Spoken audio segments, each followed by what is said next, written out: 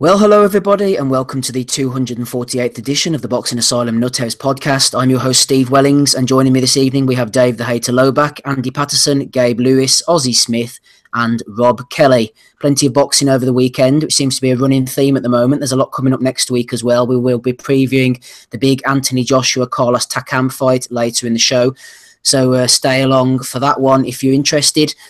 I think we'll start, guys, in Belfast over the weekend, a fight that I was actually ringside at. Ryan Bennett defeating Janat Zakhianov.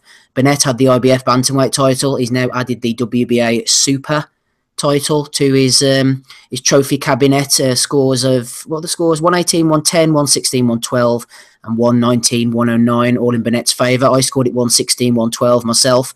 I could have seen it a little bit wider, to be honest with you. I think Zakhianov's work was very samey, repeating pattern round after round. He kept coming forward, throwing the head in, trying to engage with Bennett. And as I was saying to Rob offline there, actually, I thought Bennett showed a lot of balls, a lot of toughness. He showed a different dimension to his game by wrestling with Zakhianov. He said, I can beat you as a boxer, and I can beat you inside as well, Andy. He went sort of, not really toe-to-toe. It was more of a scrappy maul more than anything, but Bennett showed he was tough. He showed that he's physically strong, and no cuts either, which was a bonus.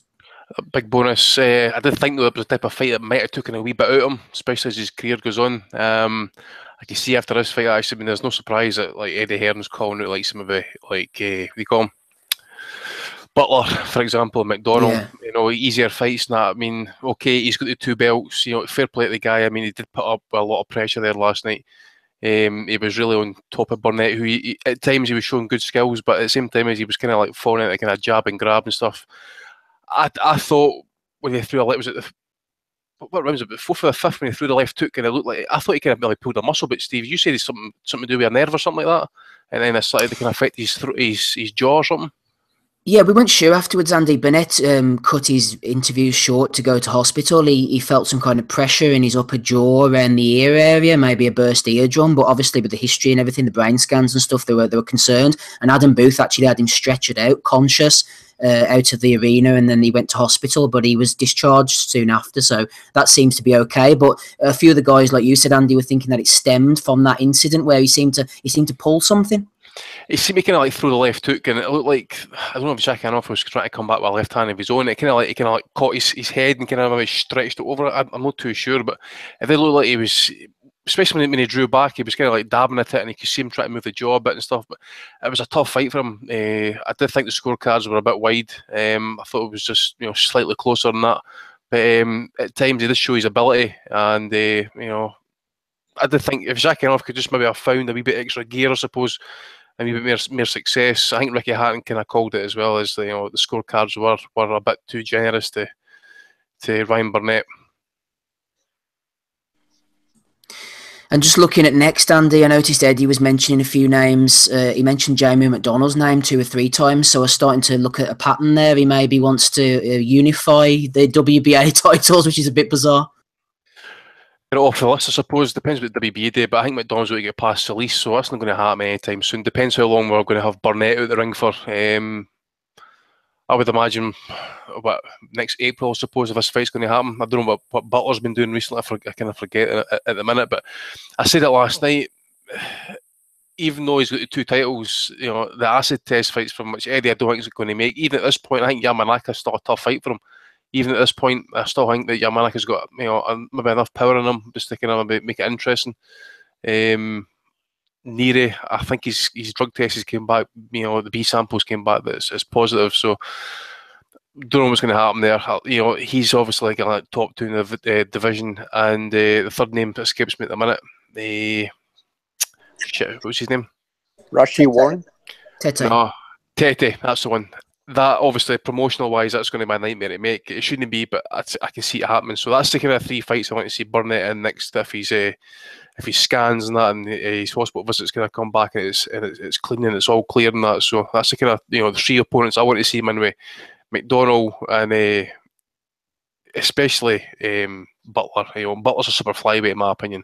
I didn't want to see that fight. If you look at it last night, I thought Burnett was quite big. He looked drawn at the weight as it was, so he must be big for the weight.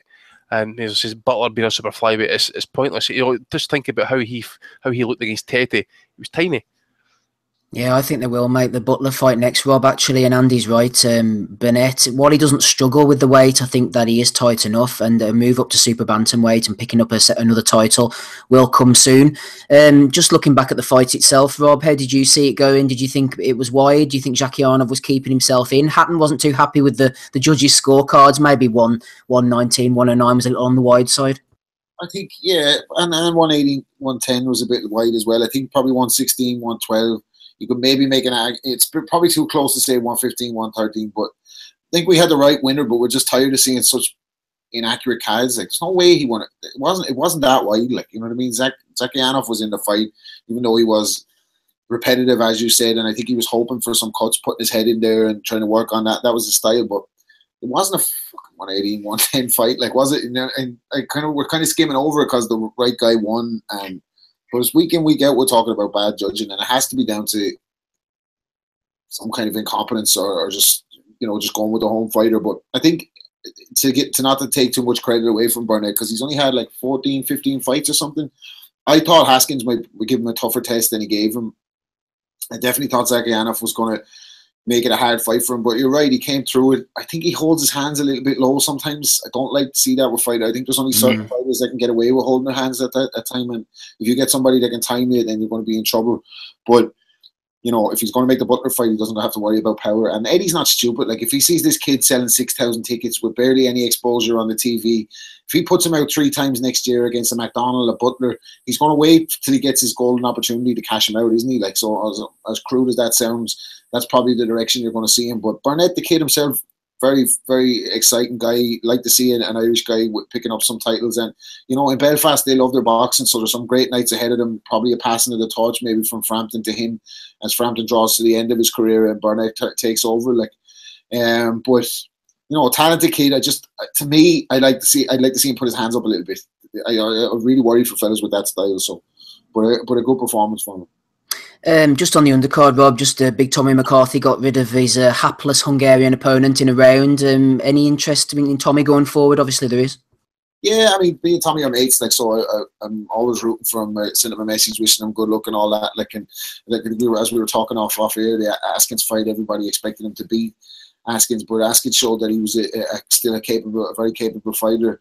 I heard Tommy speak in an interview earlier, like he was talking about he was going to go look for jobs because he couldn't get into the right promotional situation. And me and him had talked about that before, about a certain situation in the States that maybe was going to come into fruition for him. And he's been always thereabouts. So I'm happy to see him with MTK. He's going to make a few quid. And I think Tommy will make some noise once he's there with Ainsley Bingham there at the moment. And I think once he gets the right opponent, Tommy's going to make some noise, hopefully make a good few quid to go with it because he's a great guy. Yeah, we have a couple of American contributors on the call, including Dave, the hater Lowback. Dave, you're driving at the moment. Hopefully we can hear you okay. HBO picked up this one, which was a little bit of a surprise to me, to be honest. But do you think that Burnett was impressive? Do you think the American fans will be wanting to see a bit more of this guy? I only saw the highlights of this fight, so I can't talk about it in detail. I'm going to watch it after we're done here, but I focused on the Murata Endam. That said, I did like something out of Burnett's team, or no, Zakyanov's team, post the fight. I mean, I don't think Zakyanov's good at all. He's very crude. Wouldn't go as far to call him a bum, but I mean, he's just there to be hit, and he doesn't have any imagination in his offense. Burnett, I think, was having fun in there, just based on what I saw. But after the fight, Hatton sent this out. This, I think, was from somebody on Zakyanov's team. He said that they even felt that Burnett had won the fight by 2 points, and they gave congratulations to him. But they were pissed off at the judging. I mean, was it Valerie Dorset? And people were questioning her credibility before the fight, and then just like clockwork, she shows up and screws up. It's really, I mean, we got to. Has any action been taken? I doubt it, but we need to see this sort of thing dealt with. Same thing with Adelaide Bird. Same thing with Terry O'Connor and several of his fights. It's a woeful judging and woeful reffing. It's time to stop with this. And I saw Howard Foster was the ref for the fight as well. So I mean, he's still getting the big shows. But that's all I have to say really about the fight. The officiation was poor. No problem, Dave. Oh, We'll come to you. The British CJ Ross and Adelaide Bird. Fuck's sake. It's a trio. Howard Foster's not too bad now. We seem to have forgotten about some of his misdemeanors in the past, but Fat Terry was on rare form last night. Let's go to Ozzy Smith. Ozzy, I'm not sure how much you've seen of the Bennett Zakianov card because you were in Leeds last night at Josh Warrington. We will get to that show later on. Did you manage to catch Burnett?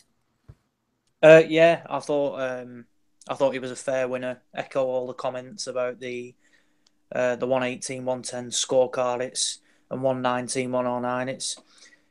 It takes a shine away from a very good performance that we all speak about awful judging when Burnett he's got balls and he's gone into Unify at a relatively young age, and you've got to applaud him for that. I think it's a solid win. I did say he'd win last week, but I didn't think it'd be easy at all, and I think that'll do him the world of good. I think he got rushed to hospital after the fight as well, but it was more precaution rather than anything serious. I didn't catch much of the undercard, but I was a bit disappointed to see that Tyrone McKenna, Reynold Garrido wasn't televised or even on the Sky Sports Facebook page. So there was only 2 points in it. Did he get a hometown decision there, or was McKenna a fair winner? I think McKenna was a fair winner, and I agree with the 2 points. It was a close fight. Garrido pushed him all the way, and I think the main thing to come out of this was, the way he's talking about fighting the likes of O'Hara Davis or even Tommy Coyle. It's not a foregone conclusion, that Coyle fight now. I think McKenna, for whatever reason, did look poor. He did have a point deducted because his mouthpiece came out 4 times, and Garrido's mouthpiece came out 3 times, so that was a bit bizarre.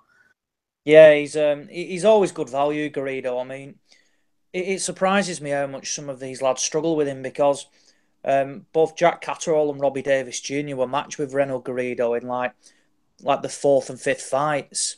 So, putting it bluntly, he can't be that good. But yeah, he seems to have developed as he's come on, and he battered Bradley Saunders, whether it through just pure overwhelming. He ran Tyrone McKenna close. There was talk that he beat Frankie Gavin on an undercard in Birmingham.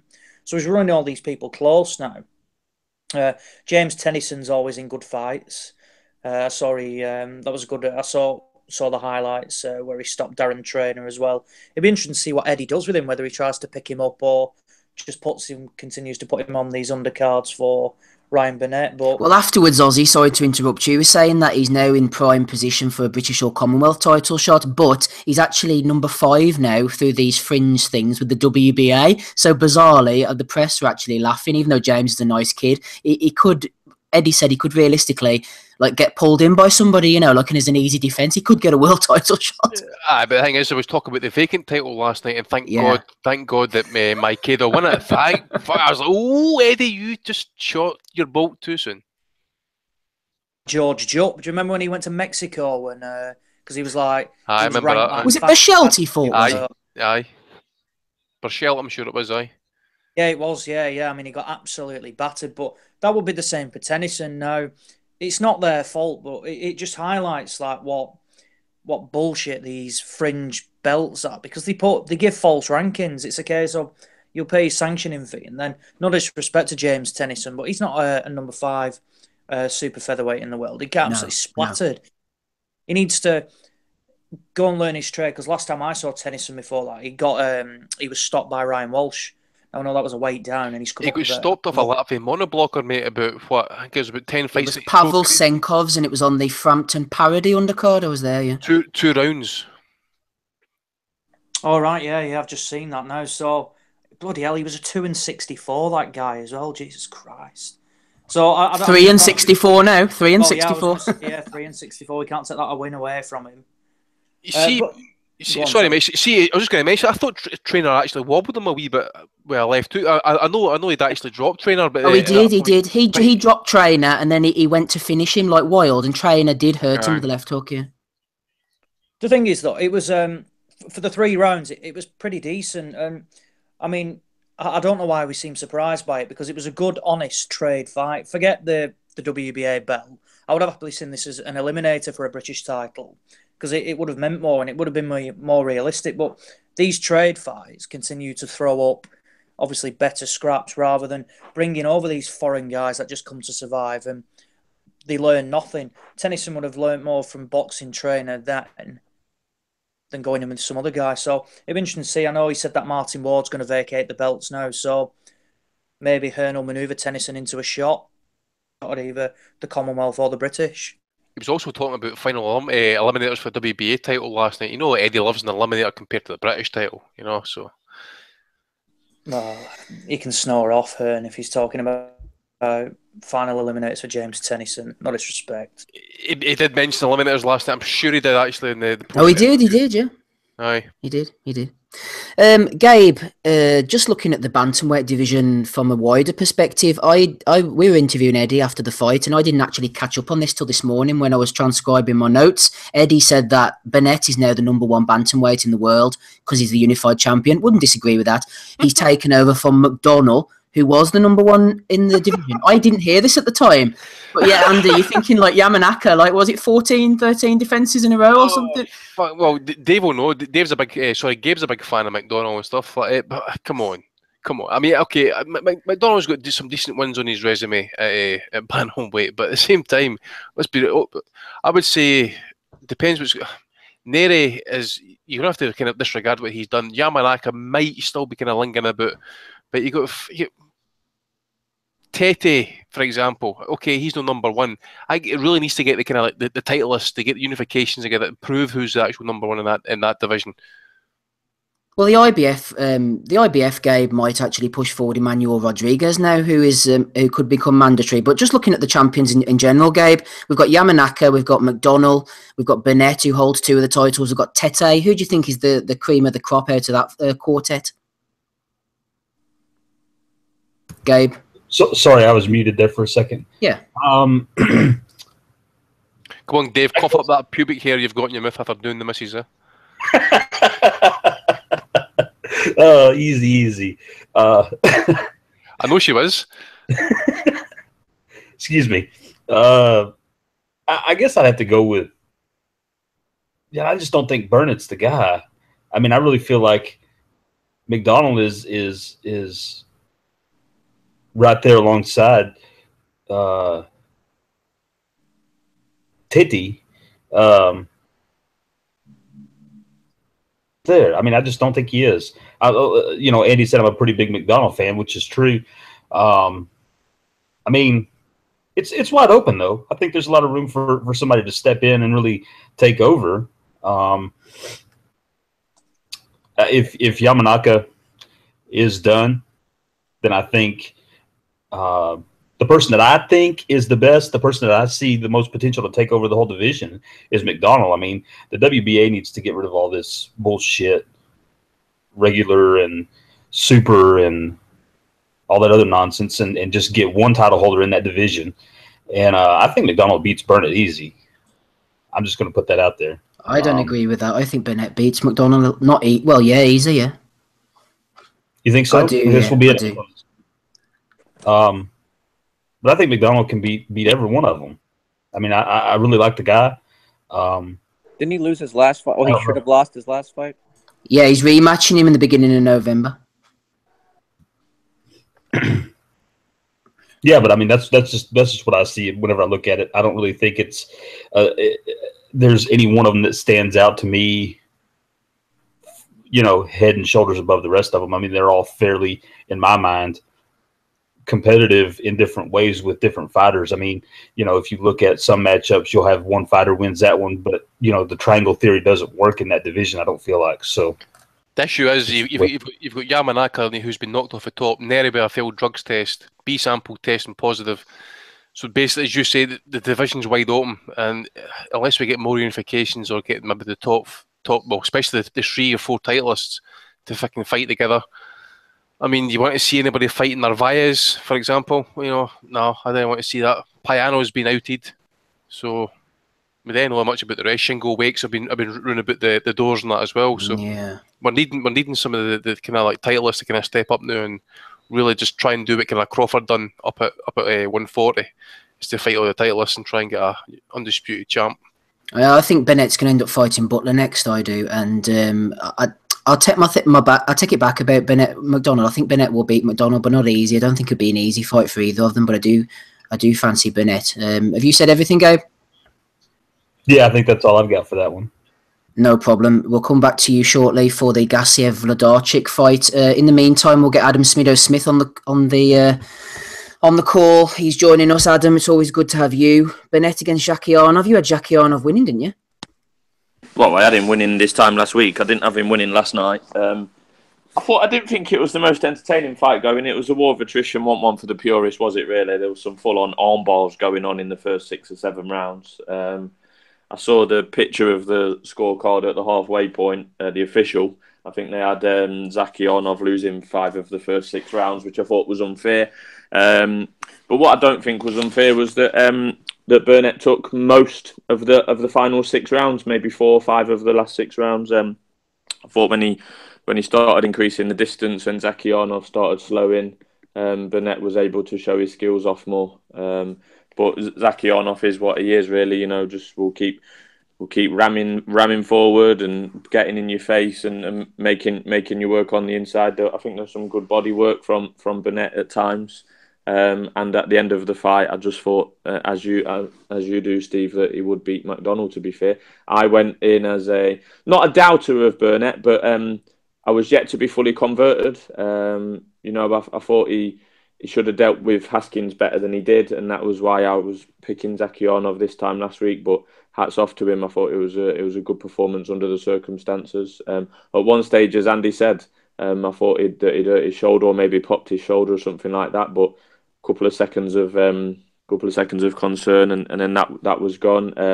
The scar tissue at one point I thought had been damaged badly again, but it turned out that although there was a mark where his old Haskins scar was, it didn't really worsen throughout the fight. So I can't believe there was no blood, Smido. I mean, I would have had a bet, and I don't even bet on anything that there was going to be a cut.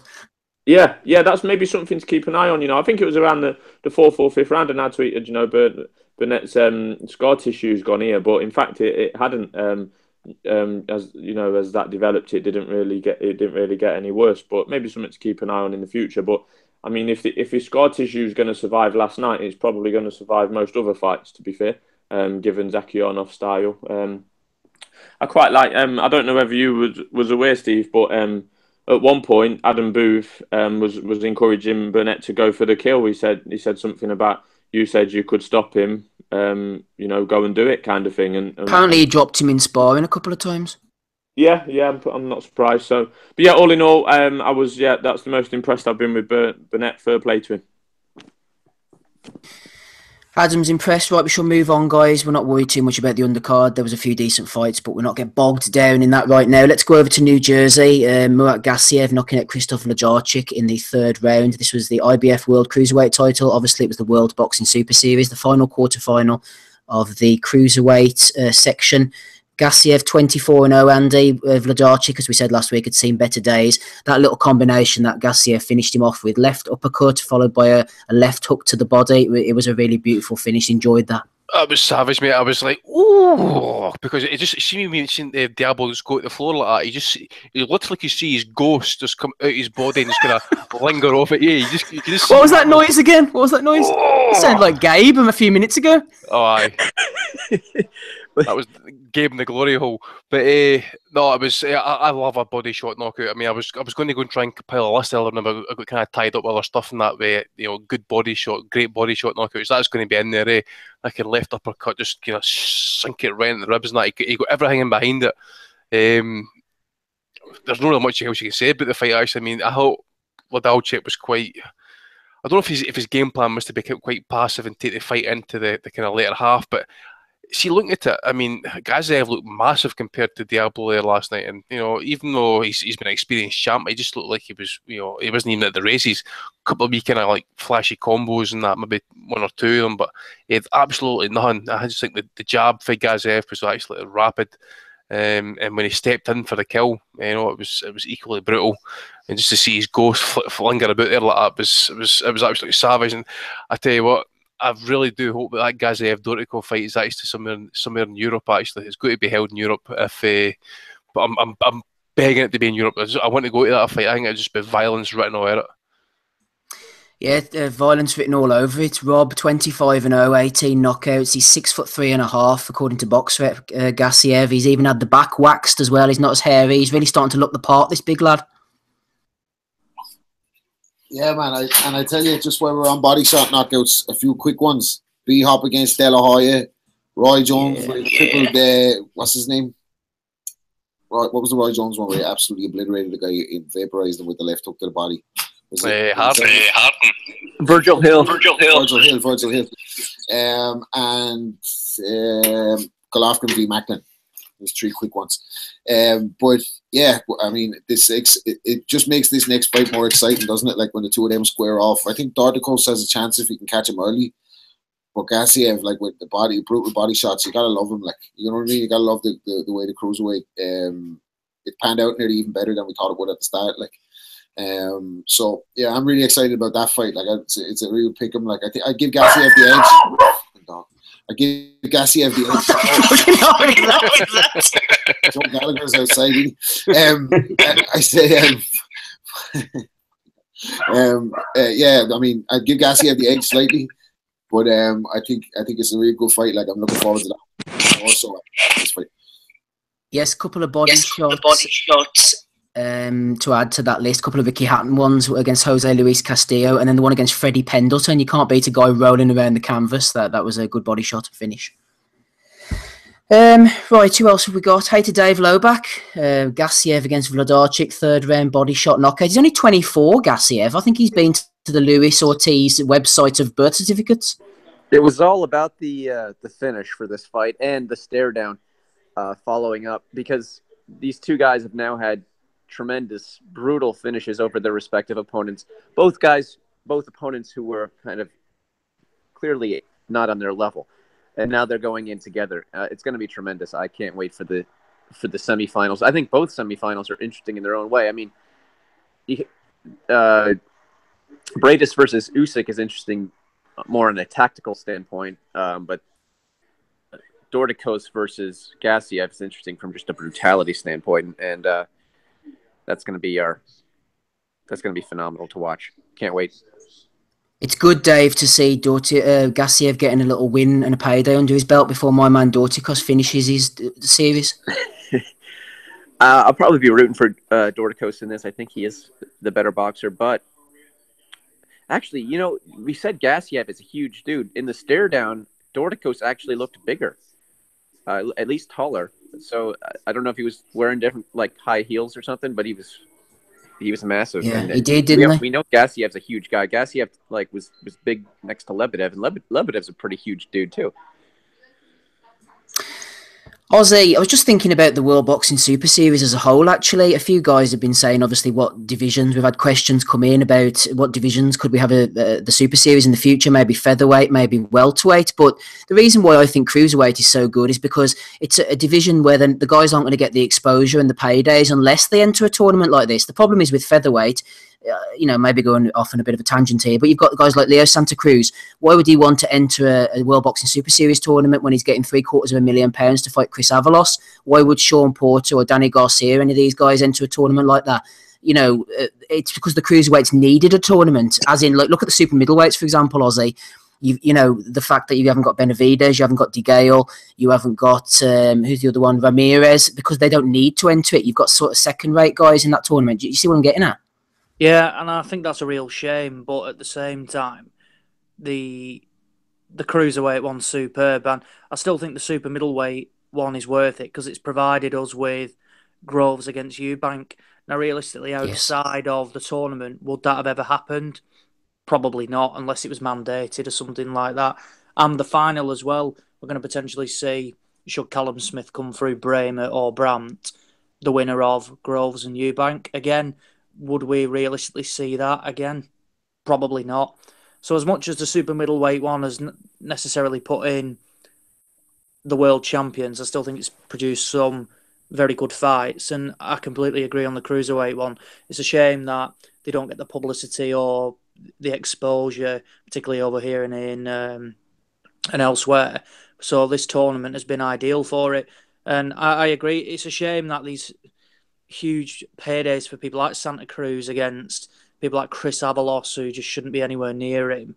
But he's getting so much money. Why would he risk going in against one of the top 3 or 4 guys? It's just not worth it. And we know what it's like. Sadly, I think promotional issues and them wanting to agree to it would put to bed any hopes of a featherweight Super Series. Any love for Gassiev last night, finishing off the Diablo the way he did? Yeah, brilliant shot. Not surprised. I thought Diablo was well past his best. And I think we've got 2 brilliant semi-finals now. And I look forward to seeing them both. 2018's got a brilliant start in the first quarter with these 2 semi-finals, Groves Eubank as well. Potentially anything else that gets made. It's something to really look forward to. And the Super Series is working a lot better than the Super 6 did. So I'm all for seeing this happen again. The way it's worked, and I think it'll only get better. Once they've gone through the first 2 series and they know what works and what doesn't. We've been really lucky. Actually, there's been no injuries in camp, and no real injuries to the winners and fights and stuff. Interesting. Did you see last night? I've just seen it on BoxRec. They had a 4th judge ringside, so they've obviously brought this guy in. Essentially, he's there in case it's a draw. They go to his card, and he ultimately decides the winner. I didn't know they were doing that. Yeah, I just saw that. Was he a proxy judge, Pierre Benoist or something? Yeah. Yeah. So that's quite interesting. That I know they said that basically no draws are going to happen. Pierre Benoist. Him. That was him. Was that not him that gave Paul Williams the first fight against the Sex? The first fight, 118, 110. That corrupt prick. He sucks. Just the man for the job, Dave? I've never heard of him since then. I thought he was done or whatever. He's Canadian, eh? Yes, I think he is, yeah. Gabe, looking at Gassiev, I think he could be one of these guys who comes out of this tournament. Maybe not a sleeper because the guys in the know, I suppose, are aware of him, but he's fought pretty much nondescript opposition before his breakthrough win at the end of 2016 against Denis Lebedev. Excuse me. Gabe, I would actually be happy to see Gassiev beat my pick for the tournament, Dortico, because I would love to see Gassiev against Alexander Usyk. I think that could be a brilliant fight. Well, I'm not on the same page as hoping he wins, but that would be a hell of a fight. The guy's going to put on a good fight wherever he goes. Whether it's by him bruting somebody around or whether it's a good fight against good opposition, and it goes both ways. So, I agree with you. I think if he does, it'll be a great fight. I'm hoping he doesn't, but fair play. It'll be a great show either way. Final word to you, Smido. There's going to be knockouts guaranteed in this cruiserweight tournament, isn't there? Dortico has knocked out every opponent except for one. Edison Miranda, I think, was done by that point. Ironically, managed to last the distance. This Gassiev can fairly bang as well. It's maybe going to be a 12-round boring points decision. Well, if me or you pick someone to win by KO, yeah, the opposite will probably happen. But no, I quite like that Gassiev. He's got, I think he's got really good fundamentals. He reminds me of a bit of his style and his footwork remind me a little bit of a larger Golovkin, and obviously they're from the same camp, I think. He set it up lovely. He had a decent amount of variety in the 3 rounds that we saw. That opponent threw absolutely nothing at all, did he? Literally, how many punches did he land? Less than, I think it was single figures. He didn't even land a punch in the first round at all. Yeah. Yes, that was poor, but yeah, set up nice uppercut, and then that body shot. Even on replay, to me, I know Andy, nearly spunked himself, but to me it looked reasonably innocuous. But they are the ones that get you, aren't they? Them sickness. So fair play. I've never been privy to taking one of them, so maybe I can't comment. But yeah, decent from the whole, for the Cruiserweight tournament as a whole. We've got the semi-finals we want, and like Andy said, if they are in Europe, it's an experience that a lot of fans would like to go to and can do on a reasonable budget. That's the type of shot that you need help to wipe your arse with 2 days later. That's the type of shot that you've got the kind of you need one of these, the kind of overhanging arms you get in the hospital beds for pulling yourself when to try and turn over in bed and that. That's the type of body shot that he took there last night. He didn't even go down in an installment. He went down like a fucking dart right in the ground. He just look at his body. He just went straight flat out. He must have been dying for breath there.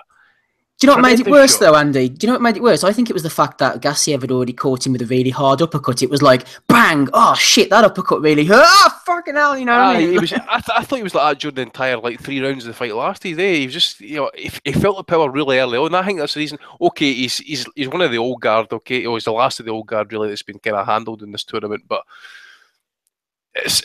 he picked him for a reason, and it's because he's 35, 36-year-old, seen better days and stuff, but as I said last week, Vidalchik generally is pretty solid, pretty durable, and he just obviously he's tasted it. He's tasted the power pretty heavily, pretty soon, and he's just again that's orgasmic. I mean, I'm going to download that fight in HD. I'm going to keep a hold of it for I'm going to pass it to my grandchildren to watch that body shot. It was sheer delightful. Andy, off the top of my head, didn't Vidalchik have a really good fight with Giacobi Fragomeni a few years ago? Aye. Fragomeni fought David Hay. Aye, well, that was for the Euro. I think that's when Hay was it was for the European title. I think for that fight. Yeah. But I'm trying to think. I mean, see, one thing I will always remember. Actually, I mean, okay, he's got a few dodgy decisions on his record. I remember he fought the first fight against Palacios. He should have lost that fight anyway. Rematched him and won the rematch pretty comfortably, but the Danny Green fight, he was getting handled of Danny Green, right? And everybody hates Danny Green just because he's Australian, right? And he iced the guy in the fucking 11th round. It was a great comeback. He was just getting absolutely outboxed for the first 11 rounds and turns it around in 45 seconds to go or whatever. But if you look at it as well as I think Dave mentioned it last week about the Chakachev.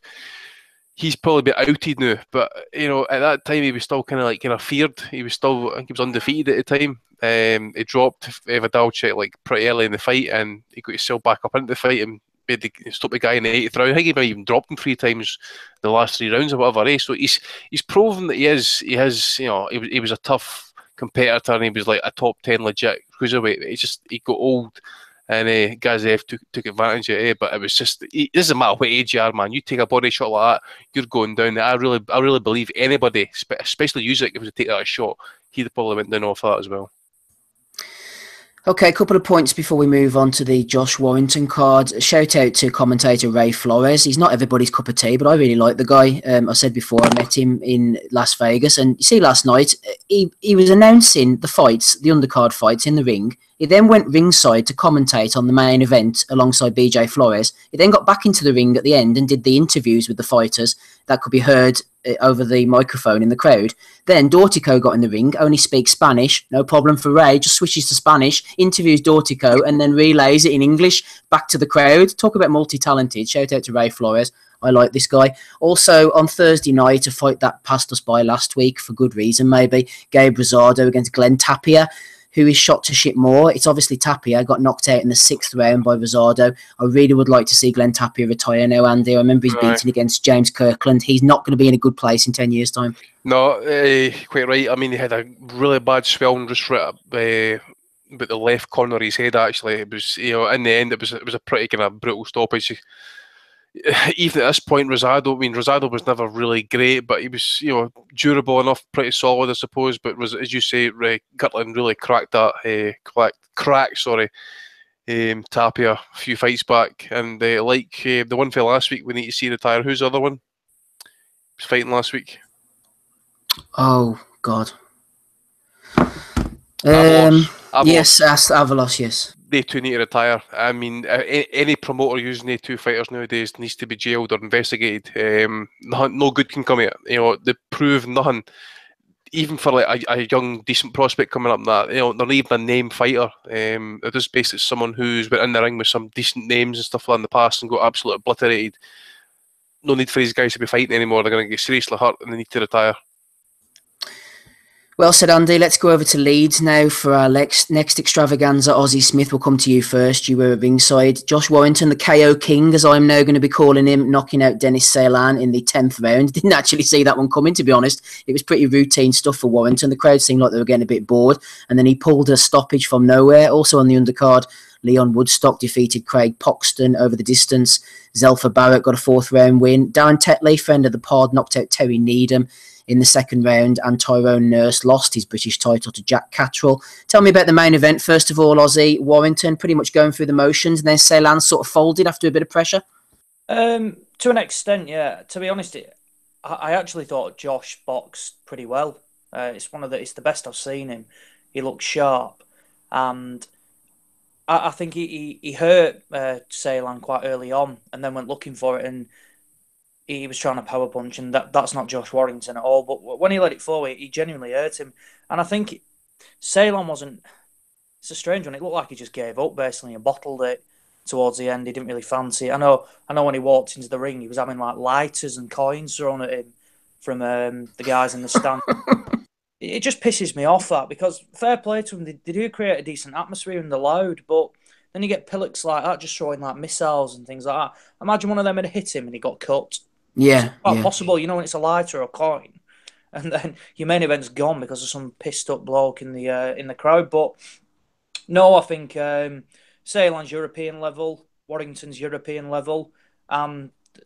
At the end of the day, there's only one way up for them, so I don't mind seeing that as an eliminator. He's now mandatory for Lee Selby. I don't think it's a complete walkover. I do think Selby beats him, but he's not the massive puncher, is he? So it'd be interesting. I don't really know when it's going to happen. I think Selby said he's going to box in December now. I'm not sure who, on what show or anything like that, but it's something to look forward to, isn't it? It's a big fight in Leeds. We'll sell a lot of tickets, and it's a decent enough trade fight. I agree with you, Ozzy. I think Selby wins, but I think it's closer. I think Warrington goes the distance and he pushes him in a decent scrap. I think Warrington cops a lot of stick, to be honest. He's talented. You don't get to this sort of level by accident. He's done it the traditional way. He's gone from Central Area, English, British, Commonwealth, European. I think you've got to applaud that. Don't get me wrong. I think towards the back end of his matchroom career, they were just rolling him out. I think just to sell tickets more than anything. But I know he went close with Martinez. Some thought he lost, but that was a decent enough comeback fight under Frank. And he's got this IBF final eliminator. Say what you want about the opponent, but that's the governing bodies for you. And he's manoeuvred himself into a position with Selby now. Whatever people think, some say he ducked him last year, but it's definitely one to look out for. And if Selby thinks it's easy pickings, then there's the potential. Why couldn't we see it in December? Because Warrington wasn't cut. I was in the press conference after the fight, and they're looking to get it made for Warrington's next fight. So it'd be good to see if we could see it. Maybe Frank finishes with a bang in December. Yeah, the thing is, Smido, as Ozzy was saying, Warrington does have his detractors, but I've actually stuck up for him in the past. I mean, the crowd aside, he can obviously sell a few tickets if he's going to be banging out Ellen Road, fair play to him, but just he does have things going for him, Smid. He's fast, he's very, very fit. He showed last night that if he plants his feet, maybe a bit like Sven Opke against Anthony Mundine, niche reference for you, he can possibly get rid of people. He can overwhelm opponents. I quite enjoyed Warrington's performance last night. He's never going to be the most exciting because of the lack of power, but I think with the opponent last night, because he was quite significantly taller than Warrington, you could see that they'd clearly put a game plan together. He was throwing variations of the right hand that he wouldn't throw against someone the same size as him. He was having to try and loop it over the top, over the guard. And you could see he'd been working on stuff, and it probably was his best and most polished performance. The Oppo just looked like he gave up, to be honest, towards the end, and Warrington landed an half-decent enough combination, and then he was just countered out on his knees, to be honest, rather than getting up and going out on his sword, as someone called Eubank might say. So, decent enough opponent from Warrington. The crowd were losing interest in the midway through the fight, and so was I. It's another Frank Warren event that's gone on till midnight, which shouldn't be happening, to be honest. I think that Selby does do him.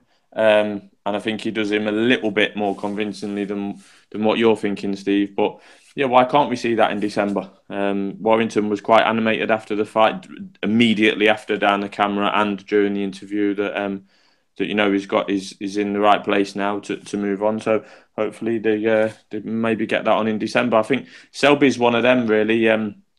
He's not the most exciting. He's been in some stinkers, Lee Selby has, to be fair to, and. The thing is with Selby, he is extremely talented. He's a very, very, very good operator, but he just chooses to to not go forward and not showcase his talents and his, safety first. And I think that's where he's come unstuck. Obviously, he was with Matchroom. Now he's a bit of a nomad, to be honest. And I think Selby needs the Warrington fight as much as Warrington needs it, to be honest. We had a question in from Craig Mastro. I might come to you on this actually, Ozzy, because you were there last night. He said, "Why do the panel think that Warren can't seem to sell out shows that previously were when different promoters were involved?" And he puts as an example Frampton, but then Frampton hasn't fought yet, so we don't know whether he's going to sell it out or not. And then Warrington. So what was the crowd like last night in that case? Relatively full. Now I've been to Warrington fights before, and the upper bowl / tier, I've only ever seen it open once for a Warrington fight. So it's basically on a similar level to what it was on the Matchroom. You know what Eddie Hearn's like. People thinks it's God's truth. I mean, he's already been saying like Kaliafi is the best superfly in the world. People believe it. So anything he says about tickets, people believe until you go there. Now, it was relatively full. I'd say there was about 5, 6 at a push, possibly 7. That's maybe being a bit generous. But I think Warrington's suffering now from... He's a bit, essentially, possibly overdone in Leeds to an extent of they want that big fight now, and I think they'll come out and support him for the Selby fight. There was chants after it of like, we want Selby from the crowd, and it'd be interesting to see that. I think it holds about 12,500 in the first direct when it's completely full. So I think they would pack it out for that, because on the undercard, realistically, there was no other massive ticket sellers. And I think young Jack Bateson, who's coming through from Leeds, he did about 400 or 500 tickets, so he's a potential to possibly develop in the future. But aside from that, it's a big ask for one lad to go and sell, like 8,000 tickets on its own, 9,000 tickets. Yeah. But it's very rare you get those now. I mean, people say like Anthony Crawler and things like that. And I mean, I always say Crawler's only the draw he is now because of the story when he got his head caved in. But aside from that, I think it's good for Frank. It was a good atmosphere. Like I said, there was a bit of scrapping. I'm not sure it was between, but it was died down pretty quickly. I think, like I said, a few missiles were thrown in, but the atmosphere was good. And at a Warren show where there is an atmosphere, because I've been at some before, and it's awful, boring, and it gets flat. So when there is a bit of volume, like I said, I thought the card last night was excellent. There was some real good trade fights on it. Zelfa Barrett looked absolutely... He's going all the way, that guy. He is quality. He made light work of Chris Conwell, who was durable. I know Pat Barrett said after the fight he wants Zelfa to make one defence of the English and then move on to the next level. I think we're going to end up seeing him, racking up the fights, because he still says he's learning on the job. Leon Woodstock, Craig Poxton, that's a fight of the year contender. That Poxton is, I think he's severely underrated. He's, like I said, he battered Boy Jones Jr. and he gave as good as he got. He gave Leon Woodstock. He was all over him at times.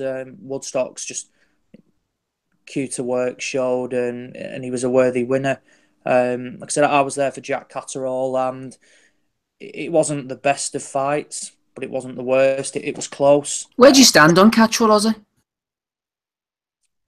I'm biased. He's a friend of mine, so I do think he's got ability. I think the Stalker win at the time was a good win at the time, because you can only judge Stalker off what he was, and people were mooting him round as he could be a British champion, things like that. You see now he's not gone on to what people thought, and he's dealt with Stalker better than anybody else. Since then, I thought he stagnated a bit. He went through a series of boxing like Argentinian lads, and I think he'd admit himself that basically they don't do anything for him. They give him some rounds, but they don't come forward.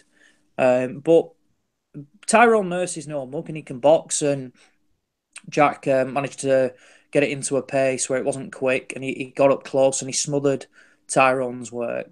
And there was an awful card in it, 118, 111, and I was watching. It was never that. I think the other two, 115, 114, 116, 113 were more than fair. But it'll be interesting to see now. I saw Josh Taylor call out Jack Catterall last night. If Taylor beats Vasquez, he doesn't need to be looking at British level. He can go on for world honours, because I think Crawford's vacated all the belts now. So, no, I think Jack's definitely... I think with the promoter behind him, there's no reason why he can't get up to world level. I'd like to see him defend the British a couple of times, potentially win it outright, and then move on from there. Hey to Dave Lowback. We were talking earlier about a possible Josh Warrington-Lee Selby fight. Would that be something that would interest you? Get you on the plane over to Leeds for a big Selby-Warrington extravaganza, Dave? No, not at all. I don't care about these bums. UK hype jobs. Selby has totally done nothing really since his best win, which was I don't know how do you say that guy's name? Gradovic? Gradovic, yeah, that's not a hard to say name. Gradovic, yeah. Gradovic? He kind of impressed me with that performance, but since then he's done nothing. I mean, he got dropped by a guy who's dead. Isn't that right? Or was that Frampton who got dropped by the guy who's dead? Frampton. Both of them got dropped twice, though. I was not. He wasn't dead when he dropped Frampton, though, Dave. You can't use that as a stick to beat him with. No. Frampton has come on since beating Quigg. Selby has done nothing since beating Gradovic. Nothing of note. I don't care about him. I don't really feel like watching him. He struggled with shot small Fernando Montiel. Warrington has never done anything even as good as Gradovic. So yeah, I don't care if these guys fight or if they win. Unless they're fighting somebody of note, I won't be watching. That's why we call him Dave the Hater, Gabe. Are we going to be calling you Gabe the Lover? Are you in love with this fight between Warrington and Selby? No, don't care. I'm with Dave. Yeah. Okay, two haters, Andy. What about you? Josh Warrington fan that you've been in the past. You still on the board the hype train? I'm never on it, mate. I said it last night. Frampton, Santa Cruz, Russell, Valdez, Selby. Probably I would chuck in there Diaz as well. They don't even need to bother training for Warrington. He's. I just don't see it. You know, I think Ozzy said it right. He's European level. He does try to come forward. He's just not got the power. And okay, he's competent enough. Okay, he don't get to that level, but what level we're talking about here? He's never proved. He's the only thing he's proved that he's at European level. He needs to step it up. Featherweight is quite stacked. He needs to step up a couple of levels here. You need to remember this guy required a split decision, I think, or a majority decision against Kiko Martinez at featherweight, who, by the way, was peak at 122. So I think we've got to be a couple of things into perspective here. I think Warrington needs to kind of step up in class. Selby, if he beats Selby, then I'll give him his props. But at the minute, I'm still sitting on the bench. Andy's sitting on the bench. What else have we got from the weekend? A bit of Joe Joyce on Friday night. Rob, did you see any of this one? Joe Joyce knocked out Ian Lewison in the 8th round. Lewison, I think he should retire now. Lewison, put his feet up, put on a bit of weight. Yeah, because he hadn't done that in the build-up with a 9-week camp. I saw bits of it. Like I saw the finish. The finish looked pretty good. He had some good left hooks in there. Hard to judge a guy on his first fight. I suppose you give him credit for taking on an opponent like Lewison, but you think he'd have taken it a little bit more serious, like in the big spotlight, and got himself into better condition than that. Like, because I don't know what part of the game plan that was, just to be mad fat and a punching bag by the 8th round. Like, but he looked good. I think they're trying to fast track him to that heir to the AJ throne, aren't they? Like, they're going to be looking to do that. Like, so to get him around and hope that him and AJ's still around and hasn't been exposed by the time he comes knocking on the door. Like, might be a little bit, you know what I mean, ambitious, but I think that's why they're trying to fast track him in the 10 rounders and that. But a good performance from him. He got him out of there, so he can have no complaints. Yes, Mido. It looks like they are fast tracking him towards the AJ payday. From what I see at Joyce, I'm not really that impressed, to be honest with you. I know that Liam Wynn sent us a question, Smido. He said, "Where do you rate Joyce? Well done on his first win tonight." But does anyone else think he looks like he's punching underwater? Very telegraphed, as Jim Watt would say. Yeah, Joe Joyce, see Dominic Brazil, from what I could see, Smith. Well, I've never seen Joe Joyce before, amateur or that WSB or whatever he's been boxing in. He can't throw a right hand. Well, he didn't throw any. I wouldn't want to see him against the world's most avoided heavyweight, Dillian White, because that would be, I mean, who's going to throw a right hand in that fight? That would be shit. He's just quite deliberate, isn't he, Joyce? big juggernaut of a fella. Controlled the fight with his jab quite well. Showed inexperience, I thought. Lewison's eye went in around the third or fourth. And a couple of times in that round, Joyce and Lewison were almost both looking at the ref to see what was going on. Joyce should have jumped on him then, to be fair. But just that was a bit of an experience. I didn't see the end of the fight. I turned off after about 6 or 7 rounds.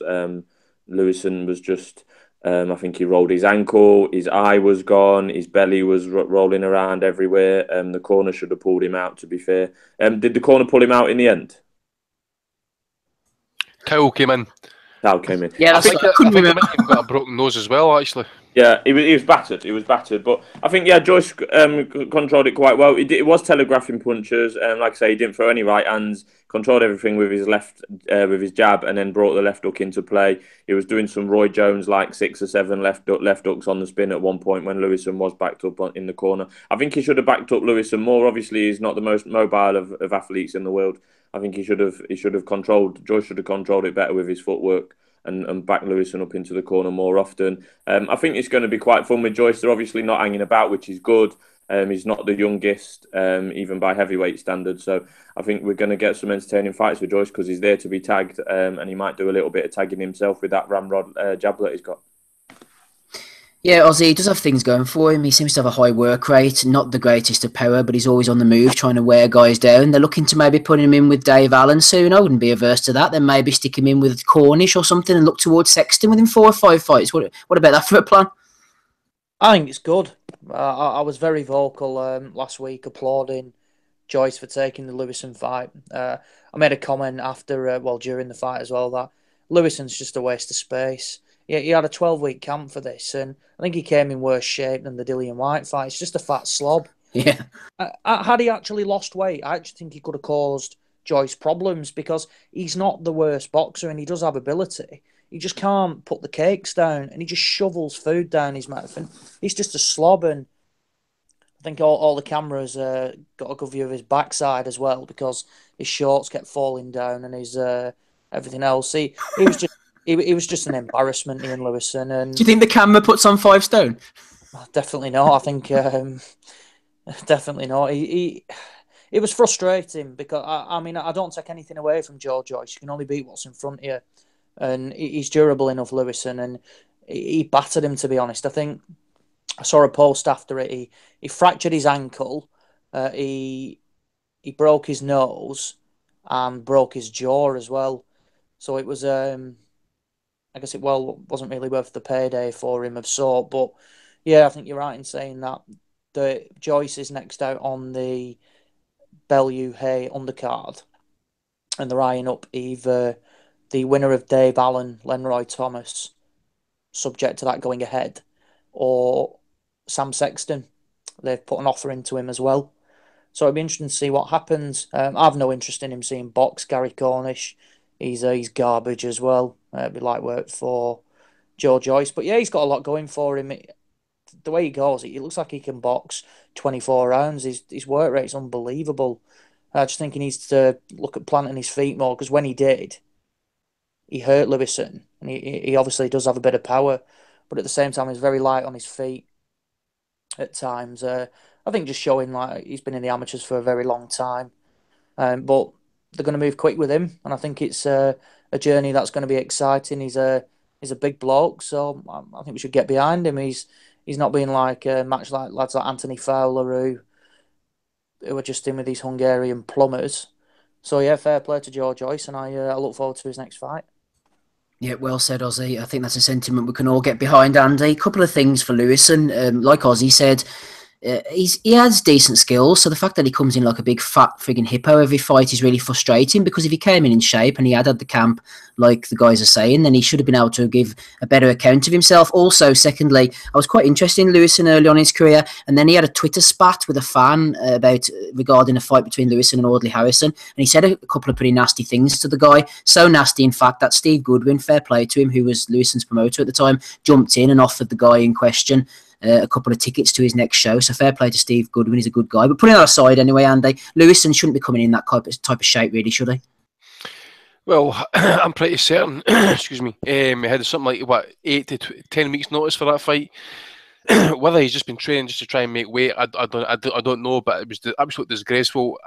I was happy to see the fight just purely because I think Lewison is at best British level, especially if he's in the mood. I mean, I remember last fight I remember watching him against would be what knockout was it? Was it the Welsh guy he knocked out? Was it a Welsh guy he knocked out?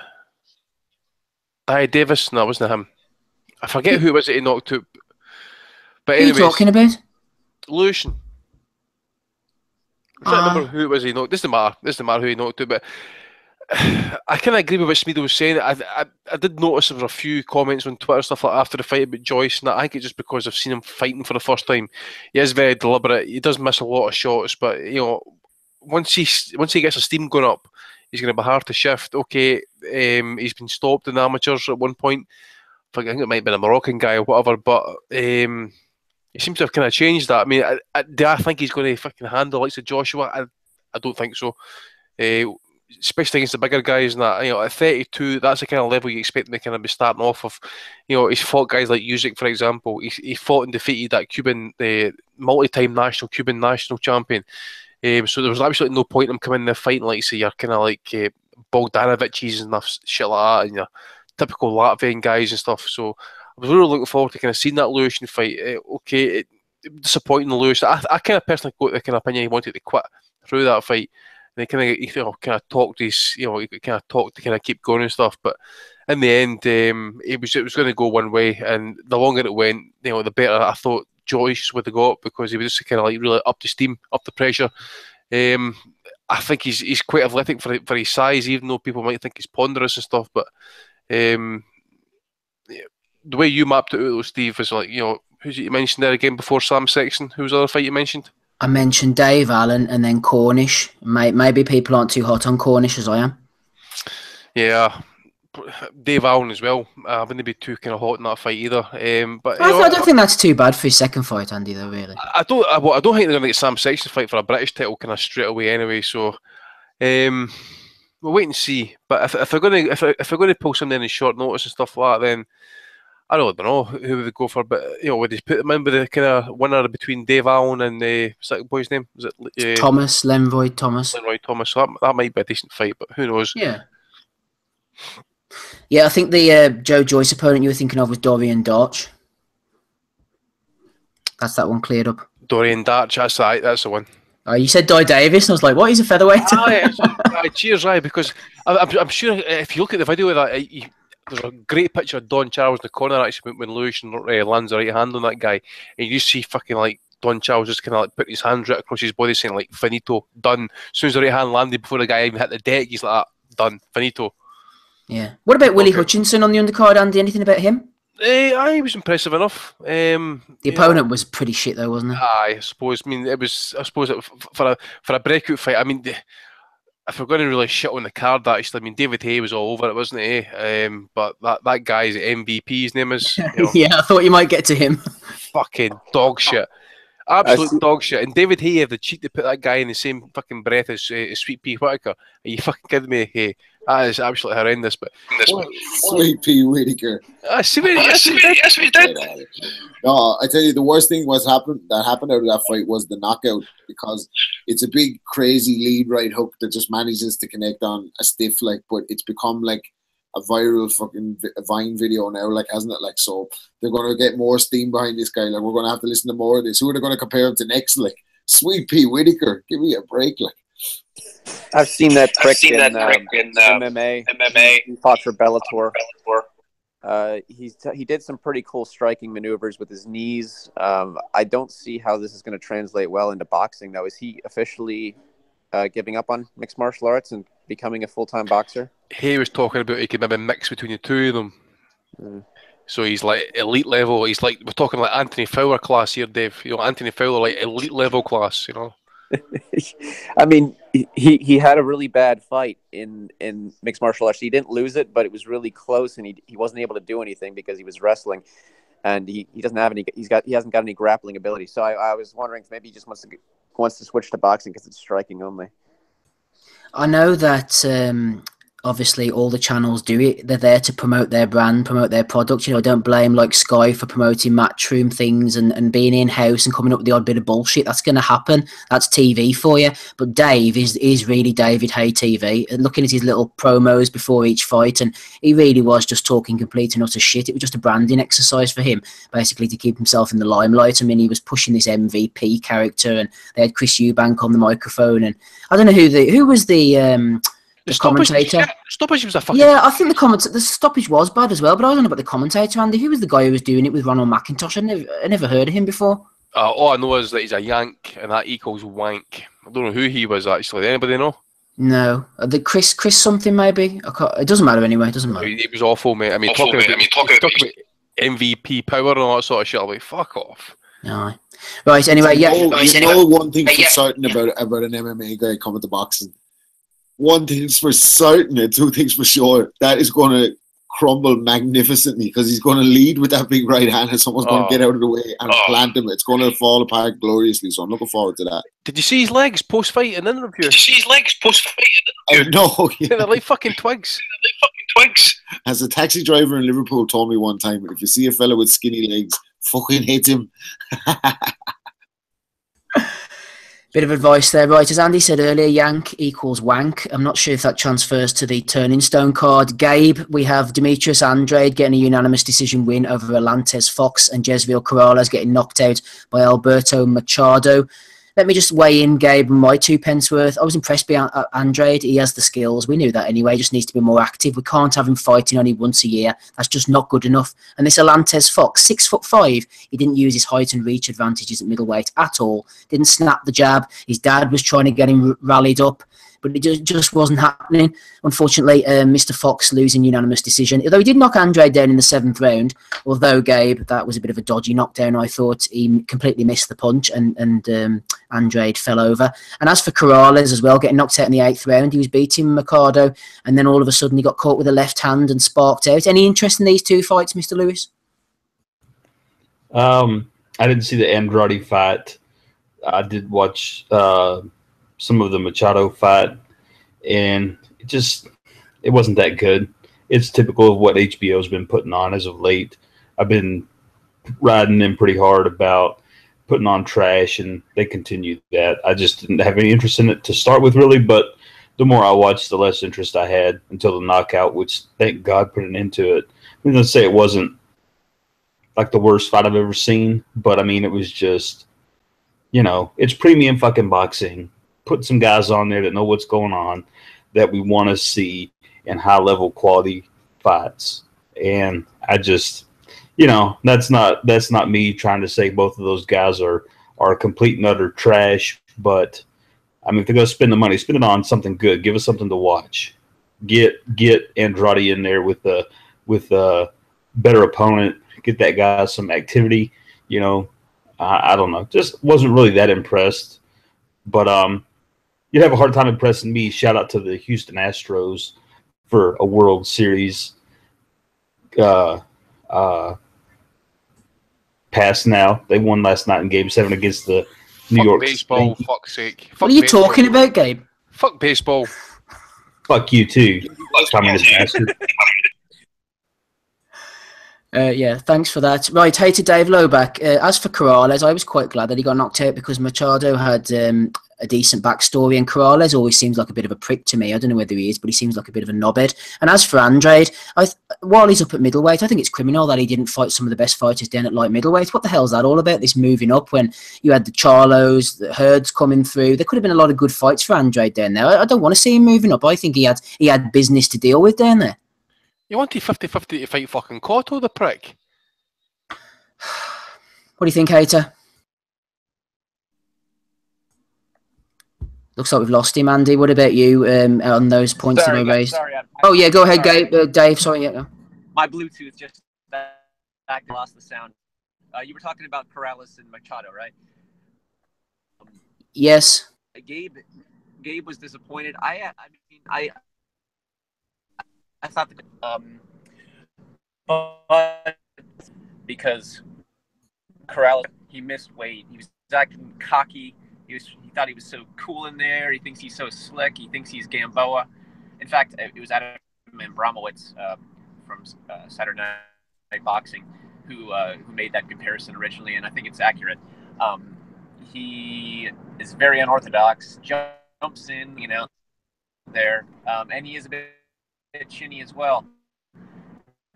All those athletes ultimately were nullified by a massive left hand. Dave, we're losing you a bit. We're losing you, Dave, unfortunately, at the moment. It's going a bit choppy. I'll just mute Dave a second there, Andy, because he's going a bit robotic on us. Corrales or Andrade, the two main fights. Any thoughts on either?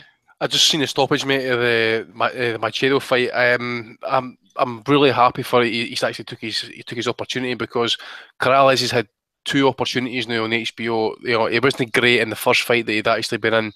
His last fight against Castellanos, it was not that great. Maybe the Uchiyama first fight flattered to deceive. He was really close to win that rematch, and then misses weight, and even if he won there last night, which wasn't I don't know how that would have looked with HBO, and that he failed to make the weight.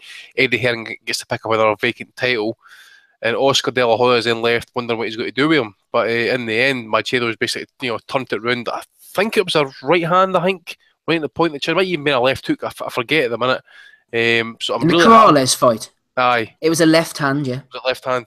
So really happy that Machado basically turned it round and really flipped the script there. Maybe Eddie Hearn will get him into as it's cheap for one of these fighters, but I really don't know. I mean, I really don't know what they're going to do with him. That's probably his best win there last night for Machado. So fair play to the guy. Took his opportunity well. He might even get, might even get a unification fight, against like Lomachenko or whatever, and that, who knows. But really, really happy for him. I've never seen the Andrade fight.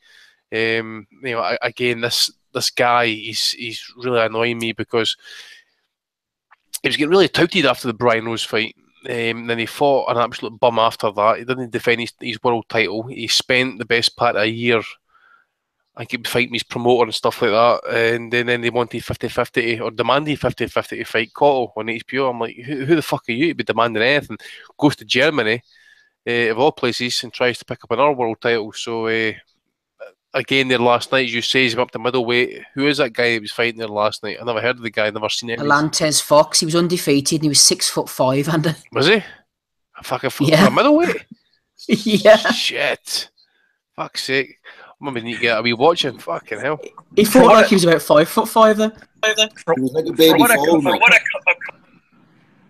Hold on, Dave. Go ahead. Dave, did you have something you wanted to say? Oh, sorry. I thought you were telling Rob to go ahead. I was just going to say, for what a Cotto win would have meant to this dude's career, he should have taken 90-10. I mean, because I think he would have beat Cotto, and that would have been huge for his pathetic, meandering, very mediocre career. That's fair, actually. I actually agree with that.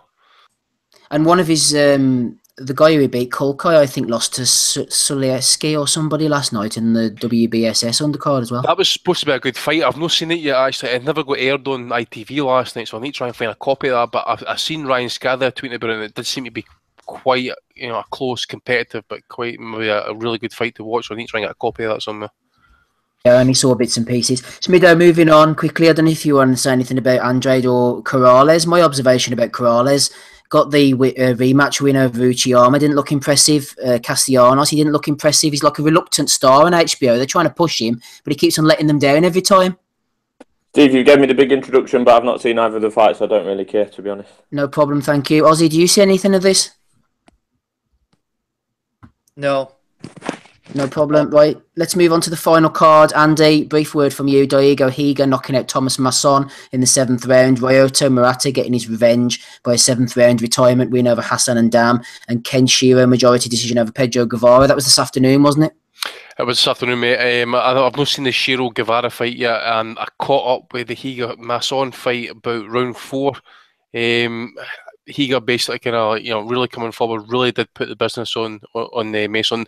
Now it looked like a left hand to the eye, because he took a knee briefly, Mason, and he was kind of like dabbing it. I thought it might have been a body shot, kind of like I saw it kind of live, but he got taken up, basically kind of spoke to the ref, took over to the corner, and the fight was waved off. So I don't know if it was maybe I don't know, a graze in the retina, or it was badly swollen up or whatever, and that, but he was complaining about that. So if he's like complaining about the eye and that, then it's maybe best to kind of call it off. Murata, on the other hand, and really, really surprised. Murata came out there in a kind of mood. He kind of didn't really put the jab forward, especially early doors in the fight. He was kind of like really loading up the right hands and stuff. But as the fight kind of got into the 5th and 6th, you could see he was starting to get surgical with the jab. He was really kind of putting it out there. Really kind of popping Nindam's head back about 2 or 3 times, rapid successions with his jab, and that really, really good performance. I did think, seized the day, so to speak. But in between rounds, there are, obviously in Japan, there's a lot of adverts in these streams and stuff. So come back, and it looks like Pedro Diaz is basically pulled Nindam out the corner, which is probably it was probably the actual right move. The fight was only going to go one way, wide points, or if worse, the way it was going, he was just going to take an absolute licking, Nindam. We've seen him kind of get dropped. I don't know how many times against Lemieux. I don't know, like 3 or 4 times, and then similar fashion against Peter Quillen. The guy's been in a lot of tough fights, and if he continued there last night, actually, I think something bad could have happened to him, and there was really no need at his age to be kind of taking any more punishment. So, really good performance from Murata, really dominant. Gabe, would you echo the sentiments of Andy there? Yeah, for the most part. I mean, it was, not what I expected. I thought Indom would come out and be a little bit craftier than he was. Okay, Gabe? Oh, I'm sorry. On the muff. Got fuck you. Got muted again. Damn, now I forgot what I was saying. What was the question again? Indam against Murata. Did you think that Murata was a worthy winner in this rematch? Oh, yeah, absolutely. Absolutely. I believe last week I picked Indam in the fight, and I thought he would come out a little bit slicker than he was. He just, I believe Andy was, mentioning how many fights he's been in and tough fights, and he looked old last night. He looked worn down last night. I didn't think Murata looked amazing. I don't think that he really did anything that was, top-notch, outstanding level stuff. He was just solid. He was solid, and he landed the punches, and he was wearing him Indom down. And to me, it was a really good fight for him. Like I said, I thought Indom was going to win the fight. I thought he would come out a little bit smarter, and having the experience from the previous fight, I thought the onus was on Murata to change the way that he had fought from the first fight, which he did.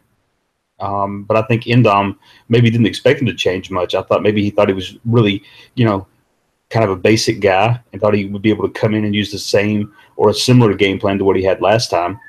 And none of that transpired. So Murata, good fight. Indom looked old.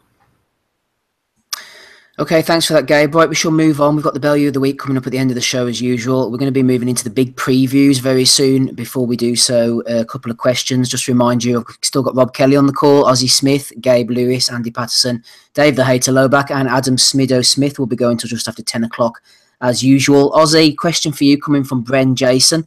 He said, Adam Booth wants to fast track pretty boy Josh Kelly. Who would you put him in with next? Is Eggington too soon? Well, I was thinking of a couple of names, Ozzie, actually. It came to mind, possibly Shane Singleton, John Wayne Hibbert, or Frankie Gavin. What do you think about that? I think we can discount Eggington purely on the fact that he said he can't make the weight anymore. So purely just on like a logical thing, we can forget about that one. Gavin, apparently he was offered that. Now I saw something, Frankie Gavin mentioned something on Twitter that Gavin was offered the fight, accepted it, and then it went quiet. Now, I mean, Frankie Gavin, I'm going off on a bit of a different one here, but he's another one that you just can't keep away from like the KFCs and Domino's and things like that. This guy should be a serious contender at 140, whether it be at European level, and actually show off the skills he's got. Continues to box at a level, a weight above what he should be at, and he struggles. So I think why can't they just get to 35, Ozzy, and say, right, I've had my career now, I can shovel all the shit of the day down my gullet? Exactly, and don't get me wrong, I understand it's difficult, having to like diet and eat properly and things like that. But even when Gavin brings a nutritionist on board, I remember reading an interview, and I think he was told to eat 6 meals a day, and he refused to because he felt like it was too much. So this is Frankie Gavin, who can barely make any weight whatsoever and look garbage, questioning a nutritionist in what to eat. And he was telling him to eat obviously good food and little and often, and he's saying no because it's too much. I think they mentioned Ashley Theophane for Josh Kelly. That'd be an interesting one.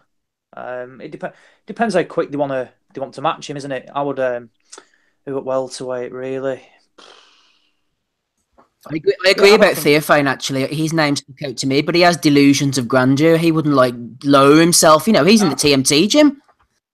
Oh, I know, yeah. But did he lose last time out? I can't remember. He lost recently. I'm pretty sure he did.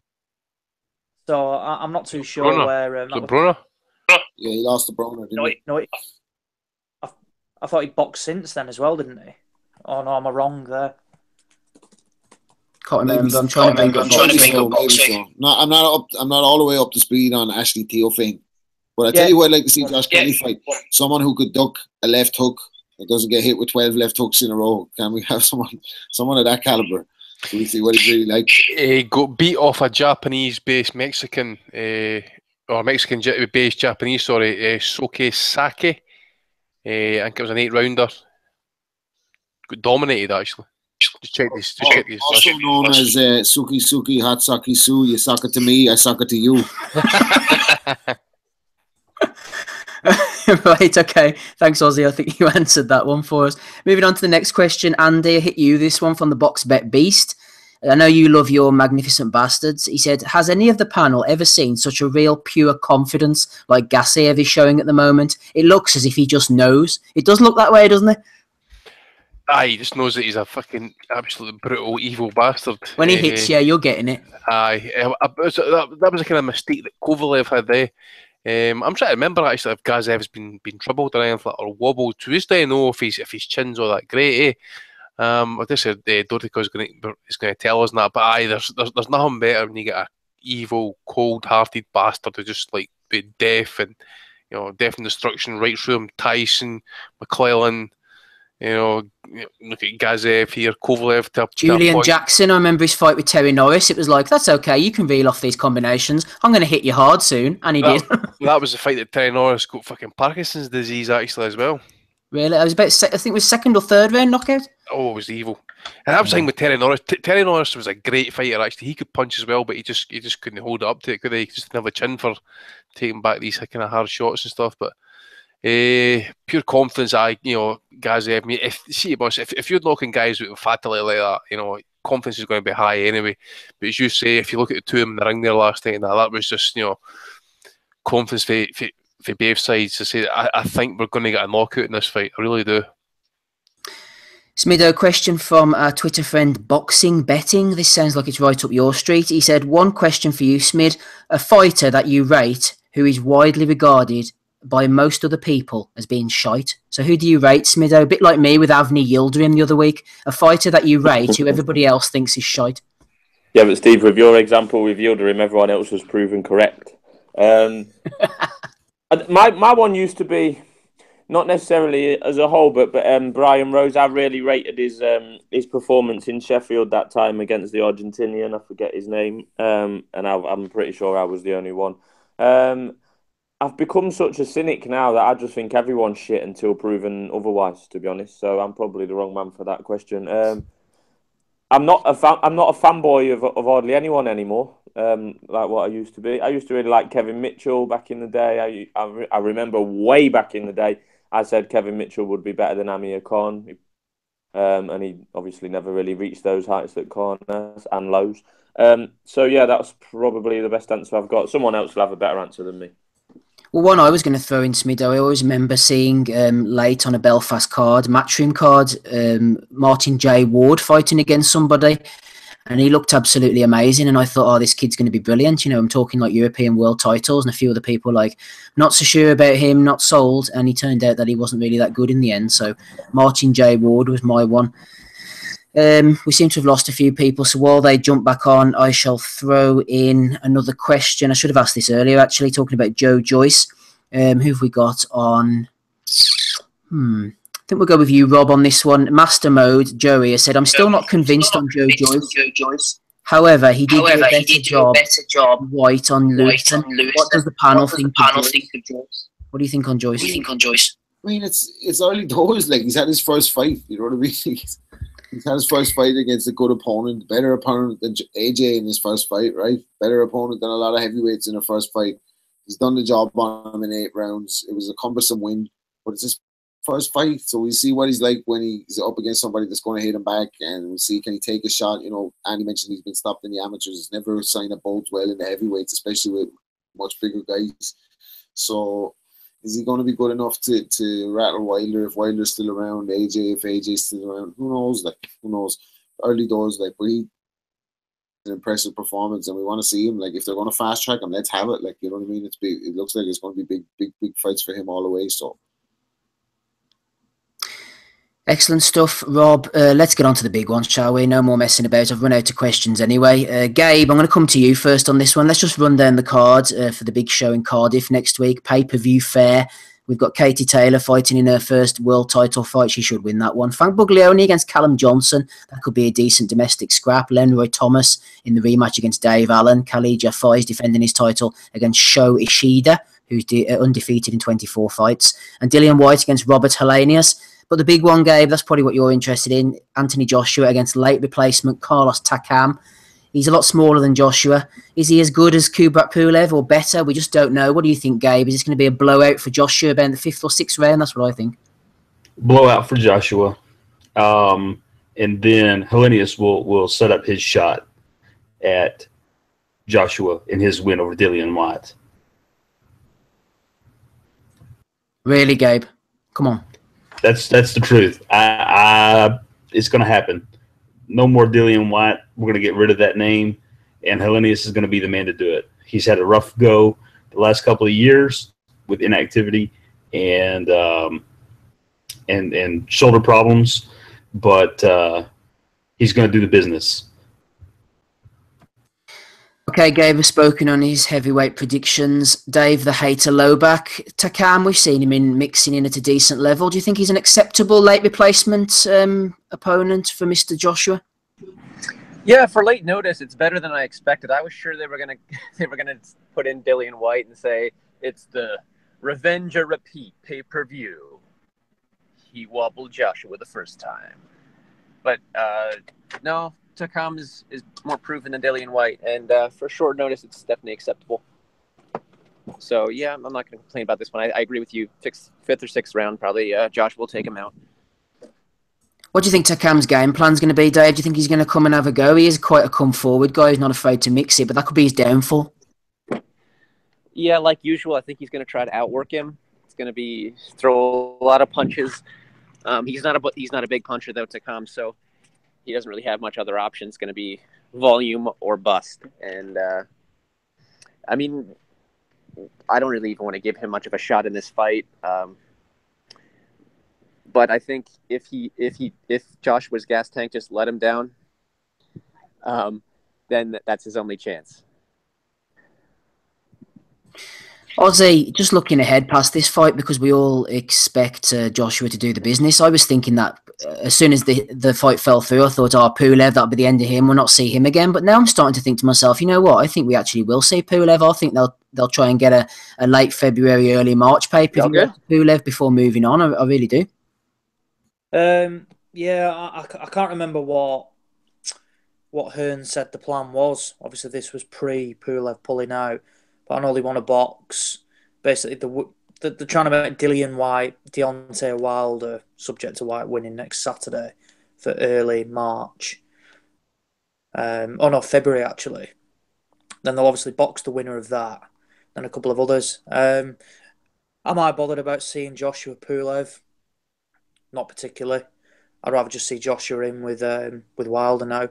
I don't think we need to see these other ones. I mean, fair. I mean, they had Takam on standby, which makes me a bit dubious anyway. I mean, you're essentially paying a bloke to go into a training camp when he may have no potential to box at all. I mean, they claim he was on the he was going to be put on the Monaco card, but there was no announcement of that. So I smell a bit of a rat already. That you tell. When you say that, Ozzy, sorry to interrupt you, but I believe that it was like in the middle of September when Pulev was pulled out, but they didn't want to obviously announce it too quickly. You know, they wanted to wait a little bit longer. That's what some people were saying. Oh, really? Oh, I wasn't aware of that. I thought the injury happened in the past couple of weeks or so. So if that's the case, then Takam's had a full camp and he'll bulldoze forward like the way he was. But Joshua should have too much for him. The fight I'm looking forward to on this card is Buglioni Johnson. Again, I mentioned before about good, well-matched trade fights, and this is one of them. Buglioni Burton was excellent. There was a lot of talk about Callum Johnson, and his career stalled big time. He's really struggled with whether it's through injury or promotional matters. And I think this can be a real good fight. This is a good British title fight, and it'd be interesting to see should Callum Johnson win. Hosea Burton's the mandatory. So if that's the case, then it will put two Gallagher fighters against each other. Now, I'm not sure what would happen there because either Burton would have to miss his mandatory or Johnson would have to chuck the belt away. So I don't know what would happen there, but that's the fight I'm looking forward to. No, I agree. I think that's going to be a good fight, to be honest with you. And as for the Pulev thing that I was talking about, I just heard that could be complete and utter bullshit, so don't quote me on that. I'm just putting that out there, you know. Andy, I can't even remember what I was going to ask you now, but I mean, I thought Pulev, it wasn't going to be a great fight, but it was decent, but I'm just not up for this Takam at all. I know it could have been a worse late replacement. I expected White at first, like the guys were saying, but I'm just not really feeling this. I'm looking forward to things on the undercard more. Yeah, I agree with what Ozzy was saying. Buglioni Johnson's probably the fight to watch. You know, Elenius, even I think he's kind of short notice as well. That is awful. Everybody knows what should have happened there in that fight against Chisora. Badly, and I mean badly, vaporised against Johan Duhaupas. Okay, he's had a couple of fights back since then and stuff, but it's the usual fucking cannon fodder. He's beat that Konstantin Eirich, that spectacular tattooed fucking fuckwit, the Argentina. You know, the guy's got like 70 wins. Think about this: 70 wins and 12 defeats. Right? This fucking Argentinian bloke. You need to go through and study that record, like, because it's full of absolute trash. Probably like bogus and cooked up records as well.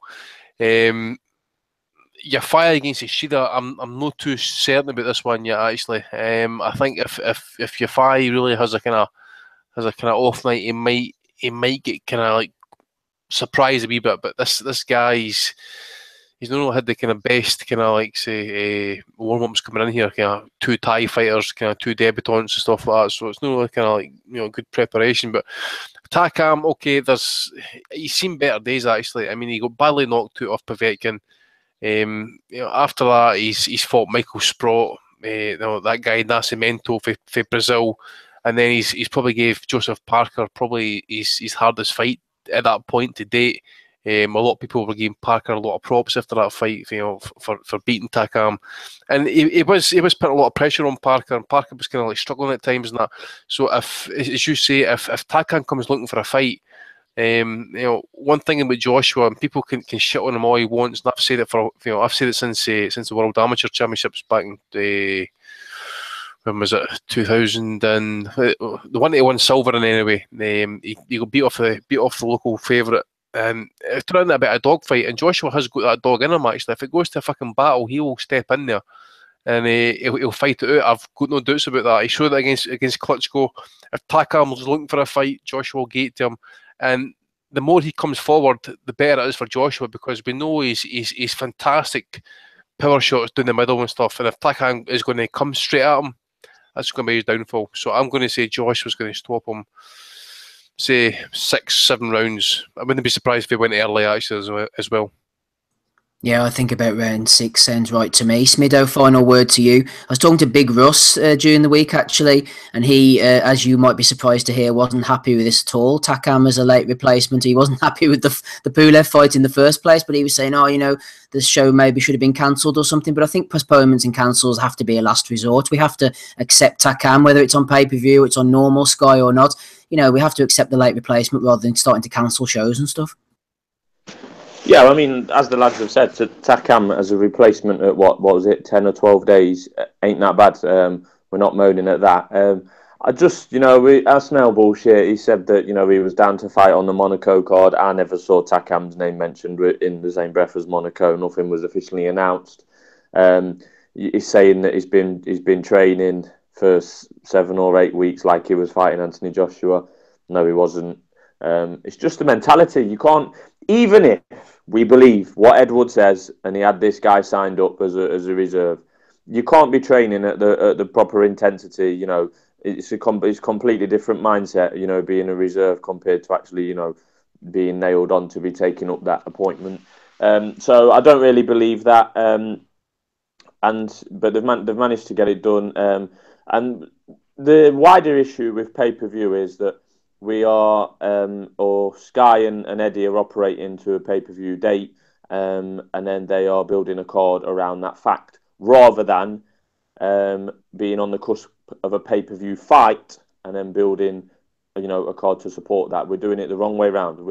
They are hell-bent on having so many pay-per-views per year. They've probably already got the 4 or 5 dates for next year, and they will try and build cards to fill the card, rather than having fights that, deserve it, which is a shame. I don't really care about the Joshua fight. I think he will do it quite early. I think the size difference or the height difference will be significant. I think Joshua is big enough and has learnt enough now to tie up Takam as he inevitably tries to get in close early doors.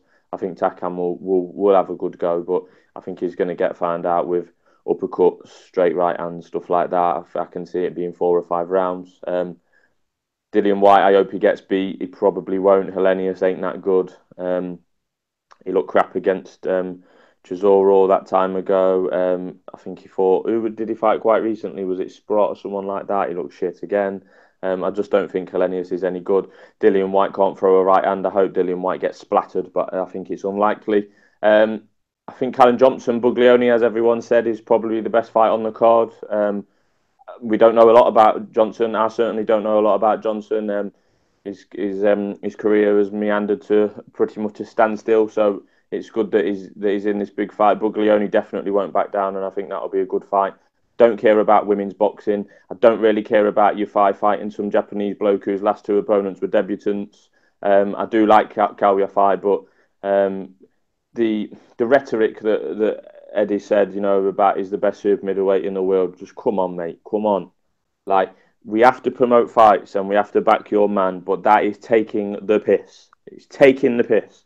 People don't, some people will believe that. Obviously, none of our listeners or none of us on here, but some people will believe that. It's absolute bollocks. Cal Yafai might be damn good. He might be excellent. And we might find out on HBO next February or March. We honestly might. He might be damn good. But let's not be saying outlandish things like that now. That's pissing me off.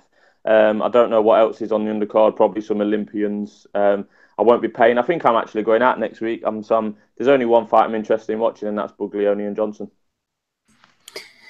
Smido has spoken, everybody. Last but by no means least, we're going to Rob. We've obviously had a few potential heavyweight fights fall by the wayside. Klitschko, Ortiz, Povetkin, Fury have all gone. Wilder against Joshua. We're getting a really bad echo. Rob. Rob, if you could mute Steve's asking the questions. Hold on one second. Yo.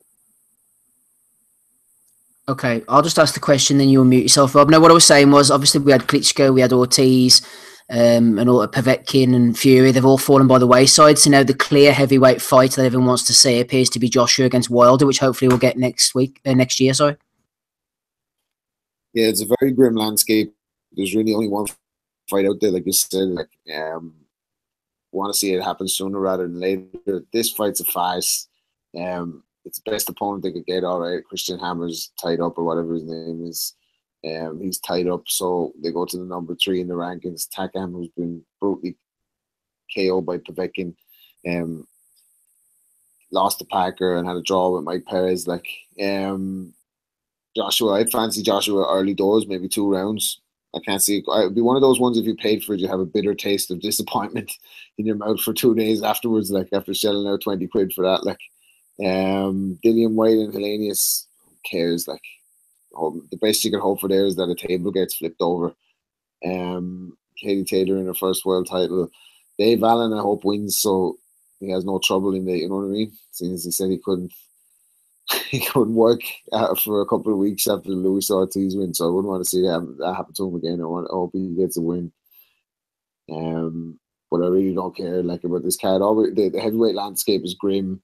We need to see AJ Wilder sooner rather than later. And we don't want to see Dillian White in there getting his shot, talking about it Wilder now next Saturday night. Oh, I'm Wilder. We don't want Eddie, like Russ said, don't send Dillian White to do his dirty work for him and try and set up that rematch. I hope that Dillian White somehow pulls it off so you can set up that rematch. Let AJ and Wilder get it on. That's the fight we want to see. Fury, it looks like he's never coming back. You know what I mean? Parker's just there. He's going to be cannon fodder for AJ, isn't he, by the time he gets him? So let's put Wilder in there. Wilder and AJ, that's the one we want to see. Yep, Wilder against AJ. Andy, final card for next weekend, unless I am forgetting something. We have Jürgen Bremer against Rob Brandt in the quarterfinals of the Super Middleweight World Boxing Super Series. I have not seen a single stitch of Brandt, but I'm actually picking him, Andy, because I think Bremer, he's seen better days, and I think he's got a quit in him, and I think once a younger, fresher guy starts landing heavy punches, I can see Bremer getting the hell out of here. Again, like you, mate, I've not seen Brandt at all. He's coming up in weight. Well, Bremer's coming down in weight, so you just wonder how much he's actually going to leave in the gym. He's old, getting, especially by today's standards. So, maybe the upsets on the cards here. Just going back to that other card briefly. One fighter I'm quite high on. I did mention after his last fight, he doesn't seem to be a lot of kind of chat about him. For Eddie Hearn, doesn't seem to be a lot of kind of like hype behind him, but Joshua Buatsi, he's still fighting TBA, but you know, I really like the look of this guy. I just think he looks like a natural kind of like natural fighter. Seems to be a decent puncher and that, so really looking forward to see how his development. I think Bremer against Brandt will be an ITV box office free view again. I think so. That might be on about, you know, something to kind of like tide you over if you're not paying for the pay-per-view next week. But I don't know. I'll maybe we'll go for the upset. Actually, maybe say Brandt maybe nicks a wee decision victory on this one. Oddly enough, actually, I did notice earlier on that this fight's getting held in a town like it holds something like 100,000 in it and stuff like that. It's a kind of weird kind of village town, so to speak. So kind of weird venues in Germany this time around about. Hey to Dave, I'm sure you're an expert on the career of Rob Brandt. Let me check where he's from, actually. He's 22-0 with 15 knockouts. He's from St. Paul, Minnesota. I'm looking down his record, Dave, and I only recognise one fighter out of the whole 22 opponents, and that's Delray Reigns. He knocked him out in 2016, and Reigns was 19-12 at the time. He really hasn't fought anybody, Rob Brandt. I'm going to try and get on YouTube next week and watch a little bit of him before the Bremer fight. Dave, I know what the answer is going to be. Have you seen anything of Brandt? Do you fancy him to win? Well, you know more about him than me because I don't know who the hell Delray Reigns is. But as with American prospects, most of the time I have low expectations and high hopes. I hope he destroys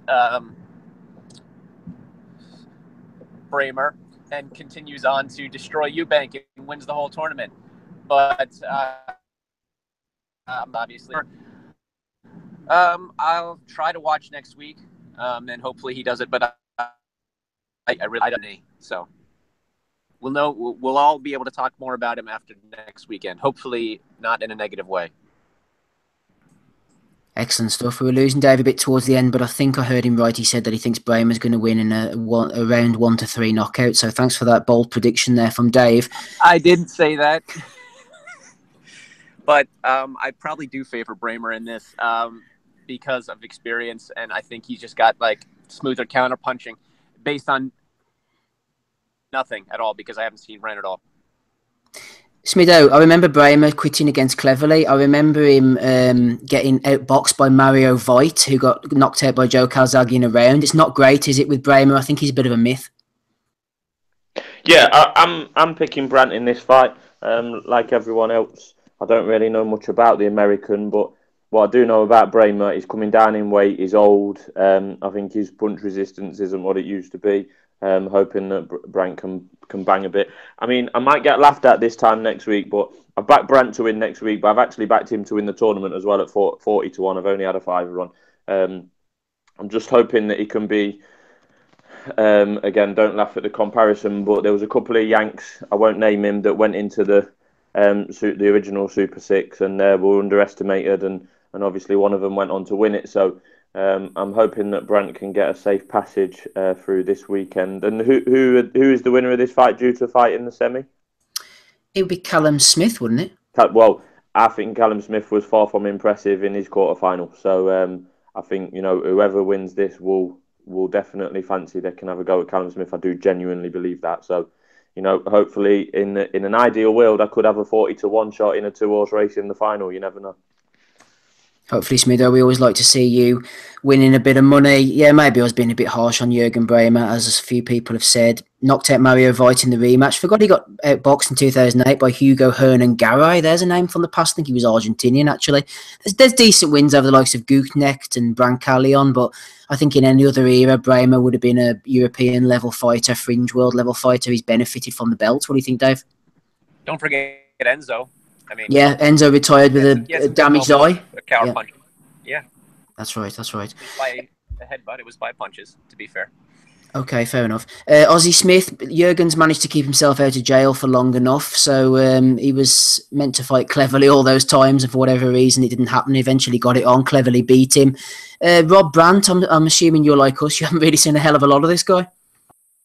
I've never heard of him. I'd seen him in the WBO middleweight rankings shortly before he appeared in this, because when they were looking at a Saunders defence, I thought, oh, here we go, this is a brilliant one. He's like 18-0, unknown, but he's wormed his way to number 3 or 4 in middleweight rankings. Anyway, he's gone into this. I don't think Bramer will make the weight. He last made 168 in 2007. So that's 10 years ago now. He's old.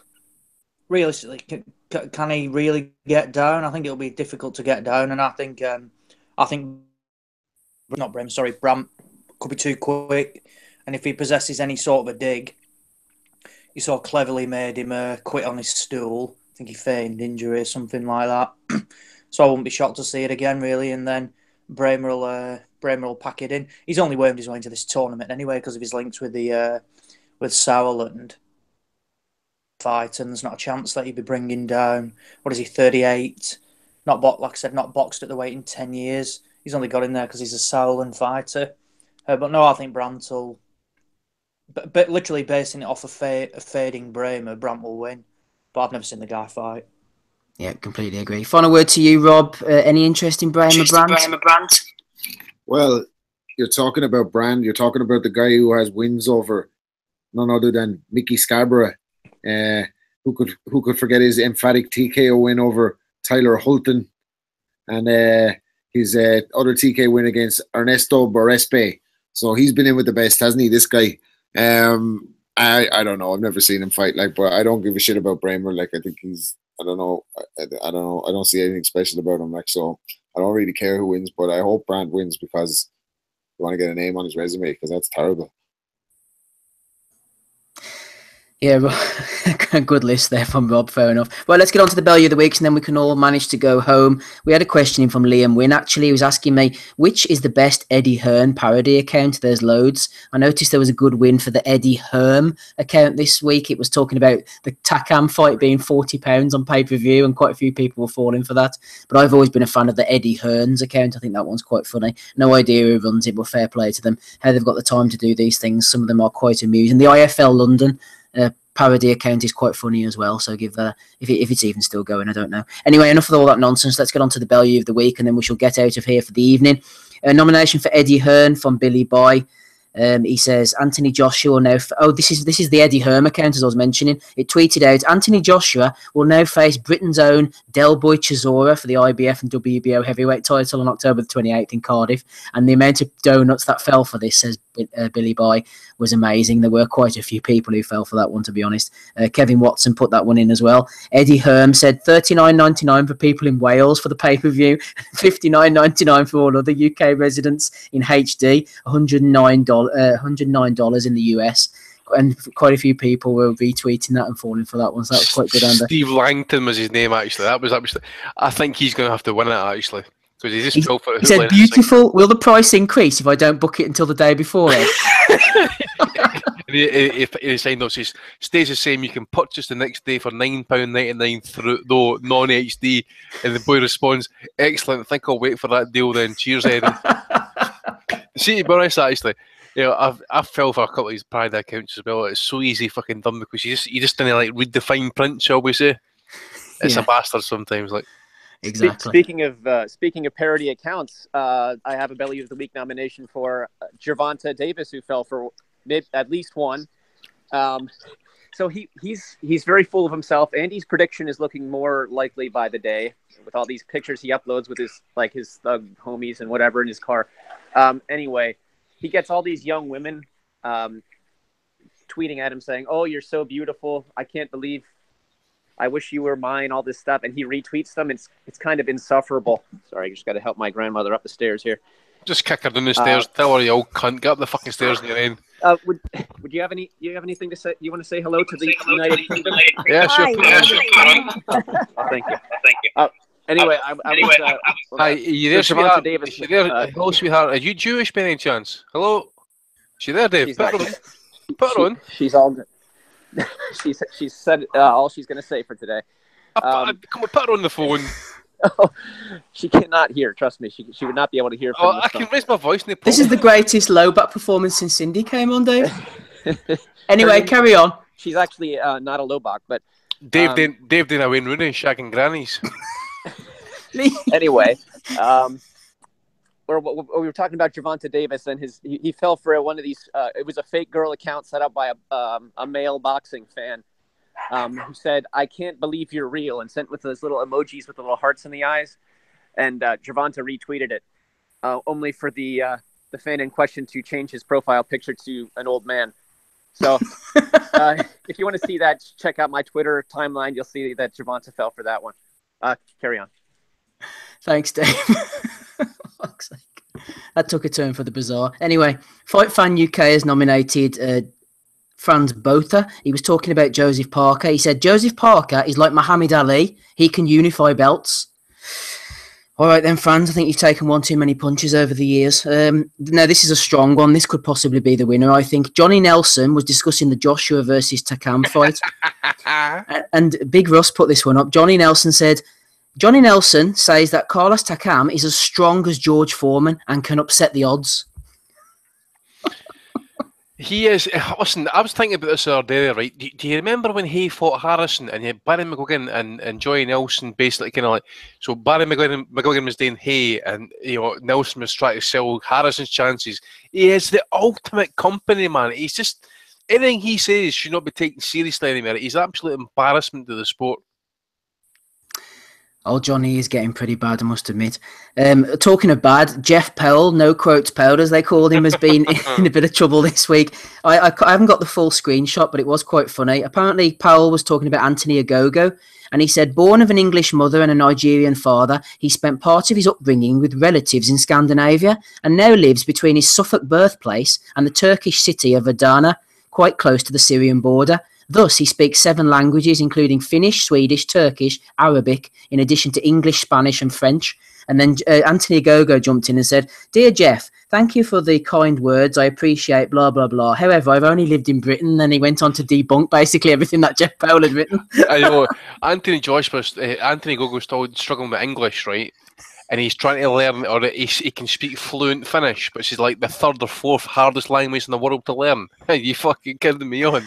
His life like James Bond or something, and then he worked as a British spy for. What the fuck was that story about? Like, where did he get this information? How does he get away with printing that? Like, I just made up this chap's life. It was pretty boring. His professional career has sucked. So let me paint some imagery about his background. Get out of here with that. Like, you know what he's trying to do? Actually, he's trying to kind of make a go-go sound like genetically perfect, but environmentally misplaced or something like that. You know, I don't know what he was thinking. And you know, he once lost to Craig Cunningham, but he once was able to speak fluent Mongolian. I mean, I think he's just trying to make him sound more interesting. Anyway, Jeff Powell has been nominated this week, everybody. Jordan Wills has nominated Steve Mannion. Is it Wednesday yet, says Steve? What's he looking forward to, everybody? The Toe to Toe podcast, of course. Spencer Fear on his pure class knows more about boxing than most. Than most what? Flipping cats. Spencer Fear on the non-knowledge. Prick. I don't know. Who've we got here? Let me just flick through. Bellew of the Week nomination for Ian East for bigging up Kugan Cassius. Ross Dalziel. I think he was asking me a question. Sorry about that, Ross. I've got that typed down wrong. Oh, yeah, Oscar De La Hoya's up to no good again, Andy. Bad Left Hook were reporting Oscar saying Miguel Cotto is in the top 20 of all time. Yes, the top 20 at any weight of all time. Miguel Cotto's career is the biggest mirage ever, by the way. Okay, there was a period when he could have been special, but that guy was washed up and spat out at age 28, and he's the biggest. I don't know if you use this word actually, but he's the biggest fucking. I don't want to say coward. I don't want to say yellow, but he's an absolute fucking bitch. I cannot stand the man. You know, he's not even top 20 at 140. He's not even top 20 at 147. He's not even he's top 20 at 154 and 60. Didn't even start me, man. That was the biggest embarrassment. Miguel Cotto, not middleweight, Chico. So fuck off. You know, just retire already. I mean, to turn around. I mean, he could have had the fight with Margarito there. Just have the rubber match.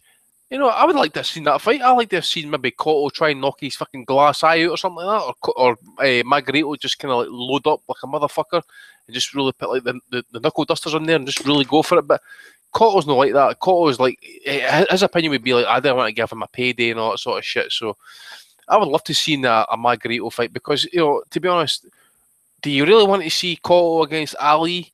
Did you want to watch Cotto against fucking Foreman? Or did you want to watch Cotto against Kamagai? Would you not want to see something that's actually got a bit of fucking spite to it, like Margarito? You know, I mean, come on, let's be honest here. Who is Cotto fighting nowadays that to say that Margarito fight wouldn't be worth watching compared to the shite that he's been fighting? I think that Margarito fight should have been made just for like evilness, just to see if like his eye would fall out and if Cotto would quit again. So what you're trying to say, Andy, is maybe top 25 of all time? He doesn't break the top 100, and if he does, people are actually just, you know, they're doing it through PR glasses. Are you going to add something there, Rob? Yeah, he's just a hard guy to root for, like, isn't he, with his entourage and the man sleeping in the bed with him and everything, and just storming out of the ring and all when he clearly loses fights and stuff. Like, he's, you know, I don't know, like, he's just. And like the half decent fight that we could have seen him in Kirkland, that fell through, didn't it? Kirkland with Aaron Wolf versus Cotto might have been a bit of a dog and a bit of a bring something out in him, but he's been dialing it in for the last couple of years, like, hasn't he? Yep, nomination for Oscar as a result. Also, Queensbury blog has nominated Michael Page. I liked his style, actually. He just tagged Page in, no messing, no fucks given, as Andy says. At Michael Page 247 is an absolutely terrible boxer. What is this? This fight is my nomination for Bellew of the Week, and then he tagged me as well. So fair play, Queensbury blog. Ricky Gravel has knocked in Bunsey. Bunsey just said that Jamie Cox would have been in Calzaghe, Eubank and Ben's 3 best wins. Fucking Bunsey, man, Jesus Christ! Every week now, he was writing someone off as dead last week, wasn't he? Was that ever named? Who was that person? No, I don't know. No, nothing was ever said. I don't think. He's right about Calzaghe. Calzaghe's resume is shit. Fuck off. Imagine saying that about Ben, Gerald McClellan, Iran Barkley, and Jamie Cox. Aye, Bunsey, aye. Good old Bunsey. Dino has been nominated by Lee for saying to Michael Page, good luck on your debut tonight, watching a boxing legend in the making. Page's fat Spanish opponent has got nominated as well by Kevin Shreve. He's heavy-handed when he finds the target. Okay. Gareth A. Davis has been nominated from Neil Ryan for looking like a cockwomble. I think he was sitting next to, it looks like Ron Perlman. I'm not sure who that is at the Indigo show. But anyway, Gareth A. Davis has got nominated. Who have we got here? Jamie Simpson has nominated the commentator on the Friday night show on Dave for getting Joe Joyce and Ian Lewison mixed up by calling them Joe Lewis at one point in the second round. Joe Lewis was boxing. Oh dear. 30 seconds into catching up with Joyce versus Lewison, says Richard Swig. And Ron McIntosh has already said Lewison has 4 first-round knockouts. 3 of them have come inside the distance. Bellew of the week. He's just an awful commentator in every way. We see quite a lot of Ronald McIntosh at the moment, actually. He's become a ubiquitous figure, so fair play to him. He's getting plenty of work. Well, I guess he'll say whatever Dave wants him to say, right? Oh, well, he'll say what anybody wants him to say. I think he was on BT Sport last night doing interviews? I think he was. Anyway, Smithy has nominated Sean for talking about the heavyweights. Declan Warrington has been nominated by Vitaly Klitschko. He called the Bennett-Zakyanov fight an absorbing fight, and he had it 2-2-2 after 6. So 2 rounds to Bennett, 2 to Zakyanov, and 2 even after 6. Bellew of the Week nomination. Curtis Woodhouse also got a Bellew of the Week nomination for his scorecard from Luke Eaton. That's all the ones I have. Dave has nominated Javonta Davis, and they usually have a couple for us. I've not got anything at all, mate. The only one that I really had was that Stephen Langton, the one that was kind of replying to the fake Eddie Hearn account. Yeah. I don't think I've got anything else kind of kicking off at the minute, but what was that female judge again there last night? What was her name? Valerie Dorset. Yeah, put her forward. She deserved a nomination for that 118-110 scorecard, and we can put in is it Carlos? What was his name? Carlos Cruz, I think. Cruz, yeah, he had it 119-109. That's equally deplorable. Oh, Carlos Sucre.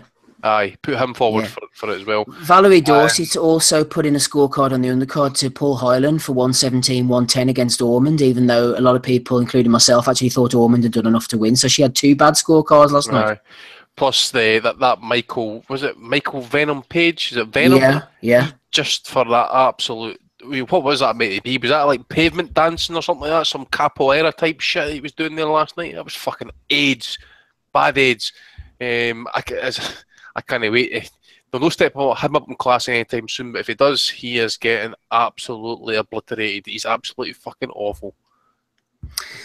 Any other nominations, gentlemen? I got 2 more. I'm voting.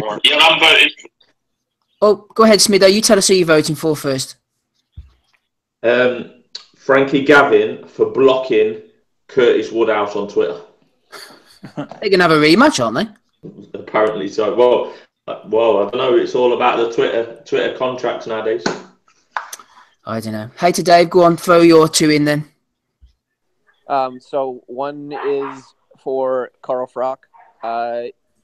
It's not a big deal. It doesn't outshine Johnny Nelson's disgrace, but he just was seen in an interesting clown costume. You can also see this on my Twitter timeline. He has some dents in his head, and he's just dressed up with a family. His missus posted it. And also one for Jezreel Corrales. He took several L's last night. So he comes in, misses weight, acts all cocky, swaggering around the ring, then gets iced, then walks up to Mikado's post-fight interview, just shouting like he's some sort of big star, like this is some sort of massive deal that he got upset, and starts like trying to take over the interview, and saying, "I want a rematch." And then Max Kellerman just owns him, says, "We're doing this now," and turns away, and they just like kind of pull him back. I thought I enjoyed that. We have a bit of on-air controversy here, actually. Derek on Twitter has just said to me, the Johnny Nelson picture is a fake. Look at the page address. It can't be Bellew of the Week. I'm zooming in on the page address as best as I can. It says skysports.com/boxing, blah, blah, blah. So I don't know, but Derek says it has to be thrown out at the last minute here. And I was about to vote for Johnny Nelson as well. So a bit of controversy. I'm just going to vote for Johnny anyway, I think. Why not? I mean, he deserves Bellew of the Week most weeks. But Frankie Gavin is the nomination from Smitho. What about you, Andy? Well, that guy Steve that responded to the fake Eddie Hearn account, but Johnny Nelson is just the ultimate company man. You would think just be true, be honest, and stuff like that as best as possible. How you see it, how you fucking personally see it. He doesn't. He's just basically trying to sell pay-per-views, and what's he going to do when Wilder comes calling? Is he going to fucking say that he's like Evander Holyfield and all that sort of shit? Possibly. Yeah, I'm going to vote for Johnny just in case it's true, just to be on the safe side. Although Jeff Powell did put in a good one this week. Hey, to Dave, who are you going for? I'm going to have to go with Jeff Powell just because it's uncertain about Johnny. So Jeff Powell's was basically equally terrible. I'll go with him. Right. Were you going to throw something in, Smith? Yeah, what about Chris Eubank Sr. for putting the phone down on Joey Barton on TalkSport live on air on Monday morning? That was quite funny. Is that what happened? I just heard the fallout. I didn't actually know what had gone down. Yeah, so Joey was just pushing it, why is he on pay-per-view? Why is it, he should be on ITV. He was actually making some good points. For a change, he wasn't being a twat. Eubank obviously clearly doesn't like anything that's remotely awkward, so he just put the phone down. So he didn't say bye, he just boom, gone. Barton's a Two gobshites. Right, okay. Gabe Lewis, who are you voting for this week? Gabe. Oh, sorry. I was muted. Nelson. Johnny Nelson from Gabe. Ozzy, who are you going for if you haven't got any nominations for us, actually? I had a couple, actually. Yeah, go ahead. The Leeds show last night. The first being one of my favourite people, Mark Burdis. For those people who may not be aware of him, he's the Box Nation MC. Can't read a scorecard out, regularly makes errors. Anyway, in the JJ Metcalf-Damon Jones fight last night, he was announcing the result, which JJ Metcalf won via knockout, and he decided to call Damon Jones Danny Jones instead. So after being smacked in the face numerous times, Mark Burdis has called him a different name, live in front of all of his fans. And then one for the Frank Warren DJ as well. So as Josh Warrington was walking out last night, they just started to play I Predict a Riot and then just turned it off. So Josh Warrington walked to the ring in silence.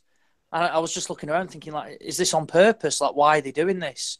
Anyway, they managed to get it back playing just before the all the weights and things like that were read out. But if I'm picking one, it's got to be Jeff Powell for that fraudulent story about Anthony Ogogo. I just don't understand how we can get away with that. It's just complete lies. Yeah, I know. I'm close to picking Jeff myself. I'm going to stick with Johnny. Rob, finally, any from you?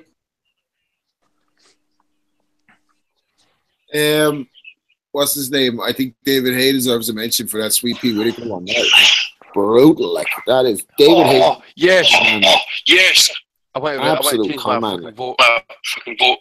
Yeah, that was terrible. I don't think anything beats that. Even the Powell essay doesn't beat that. Like, but David Hay, what a con man! Like, Sweet Pea Whitaker, like one of the greatest defensive fighters of all time, is compared to a lad with skinny legs from Bellator.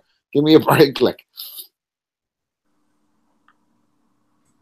Okay, guys, I think we ended up with Johnny. We don't know the veracity of this tweet that he's put out, but he's come out with some shit in the past, and let's be honest, it's something that Johnny would come off with, so I think we'll stick with him. But honourable mention to Jeff Powell as well, because I thought that was an absolute belter.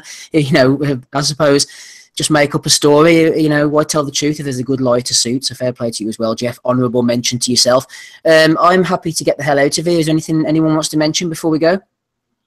Yet. Yes, Steve. Yo. Billy Joe Saunders going to Canada. Oh, go on then, Smido. What do you think about that?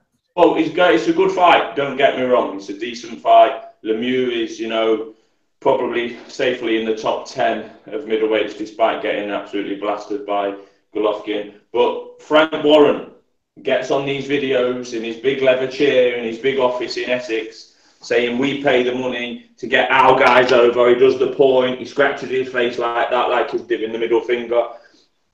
Voluntary defence, Billy Joe Saunders in Canada. Where's your money? Put your hand in your pocket and get Lemieux over here. But no, you said, you give examples about, Eddie Hearn will send Brian Rose or Lee Purdy or whoever else is sent over to America, Darren Barker, blah, blah, blah, uses the examples. And you've just done exactly the same with your star fighter. I'm not counting Carl Frampton. He's not your star man. He's just someone who's using your platform. Billy Joe Saunders is Frank Warren's best and biggest profile fighter that he's got on his books. And he's letting him go over to Canada and it'll be on in the middle of the night and no one will see him. And he is in with a chance of not winning that fight, Billy Joe. Poor from Frank. He's getting about Billy Joe Saunders. He's getting about $3.5 million. He's getting about $3.5 million for that. Big money on offer then, Ozzy. Yeah, I mean, I think we all know that had Frank potentially stumped up the cash over here, how would he afford to pay that? Saunders isn't pay-per-view, and I think that's realistically the only way you can put those purses on. Realistically, where's he going to put it out the copper box? I think Saunders pisses this. I think he's in shape. He's not ballooned up. He's been back in the gym a week after his last fight. I think he can piss it and look good doing it. And realistically, that's a solid win. That if he goes and beats Lemieux and does it in style, I don't think he'll stop him. In Canada as well. Yeah. I think he will beat him. So Saunders is very, very good. Forget the shite he comes out with. So Saunders is quality. I really, really rate him. I think he beats Lemieux comfortably, and then that's a solid enough fight going into the potential winner of Canelo and Golovkin for next year. You can't really get much better than that, apart from possibly Danny Jacobs, which I don't think would happen, particularly now with the him signing with Matchroom USA. But I think it's a good fight, and I think purely on finance, there was no chance it was ever going to happen over here when Saunders is collecting such a high figure. And I bet you Lemieux's getting more than that. It's also a mandatory as well, not a voluntary. Oh, is it? Oh, sorry, I've been misinformed there. Someone. No, yeah, the WBO mandated it because he didn't get a last thing. His last fight wasn't a mandatory or something like the Monroe fight, so they mandated Lemieux instead. Hey, look, it's definitely it'd be a great win on Billy Joe's record, and probably the best win on his record at that stage. Oh, definitely. Can go and do it, and it's definitely a winnable fight. I think both guys will see it as winnable, and that's what makes it a good fight. So, who's stumping up the cash for this then, Oz? Because obviously, as we've learnt from the Eddie Hearn School of Boxing Economics, when you're in a mandatory position, you hold the card. So, how's it ended up in Canada? HBO, isn't it? Yeah, it's huge money on offer. I'd love to know what Lemieux's getting. He can't be getting more than Saunders, surely. Well, it depends who's paying the bill. Well, yeah, I was going to say, well, there's not a chance Frank's paying anything of this. I think if he's getting more than Saunders for the main event alone, you could potentially looking at a $10 million fight here. Yeah. That's absolutely massive. Billy Joe Saunders, who according to Powell was an archaeologist who discovered the lost civilization of Atlantis before challenging for a world title. So looking forward to seeing that. Excellent stuff. Thanks, Rob. I think we'll leave it there, guys. It is a good fight. We'll no doubt talk about that in the weeks to come. Thank you to everybody who has been on the panel tonight. Rob Kelly there, Ozzy Smith for joining us as well, Gabe Lewis, Andy Patterson, Dave the Hater Lowback, and to Adam Smido Smith. Joshua's next week, guys. We'll catch you all on the Sunday evening, maybe the Saturday evening. I haven't really thought about it, actually. Possibly post-fight pod. I don't know. We'll think about that. If you want a post-fight pod, let us know in the comments below the YouTube channel, you know, where you usually say about things about us and call us pedos and all that type of stuff. Tell us if you want to have a post-fight pod for Joshua Takam instead. We'll catch you all next week, guys. All the best. Bye. Peace.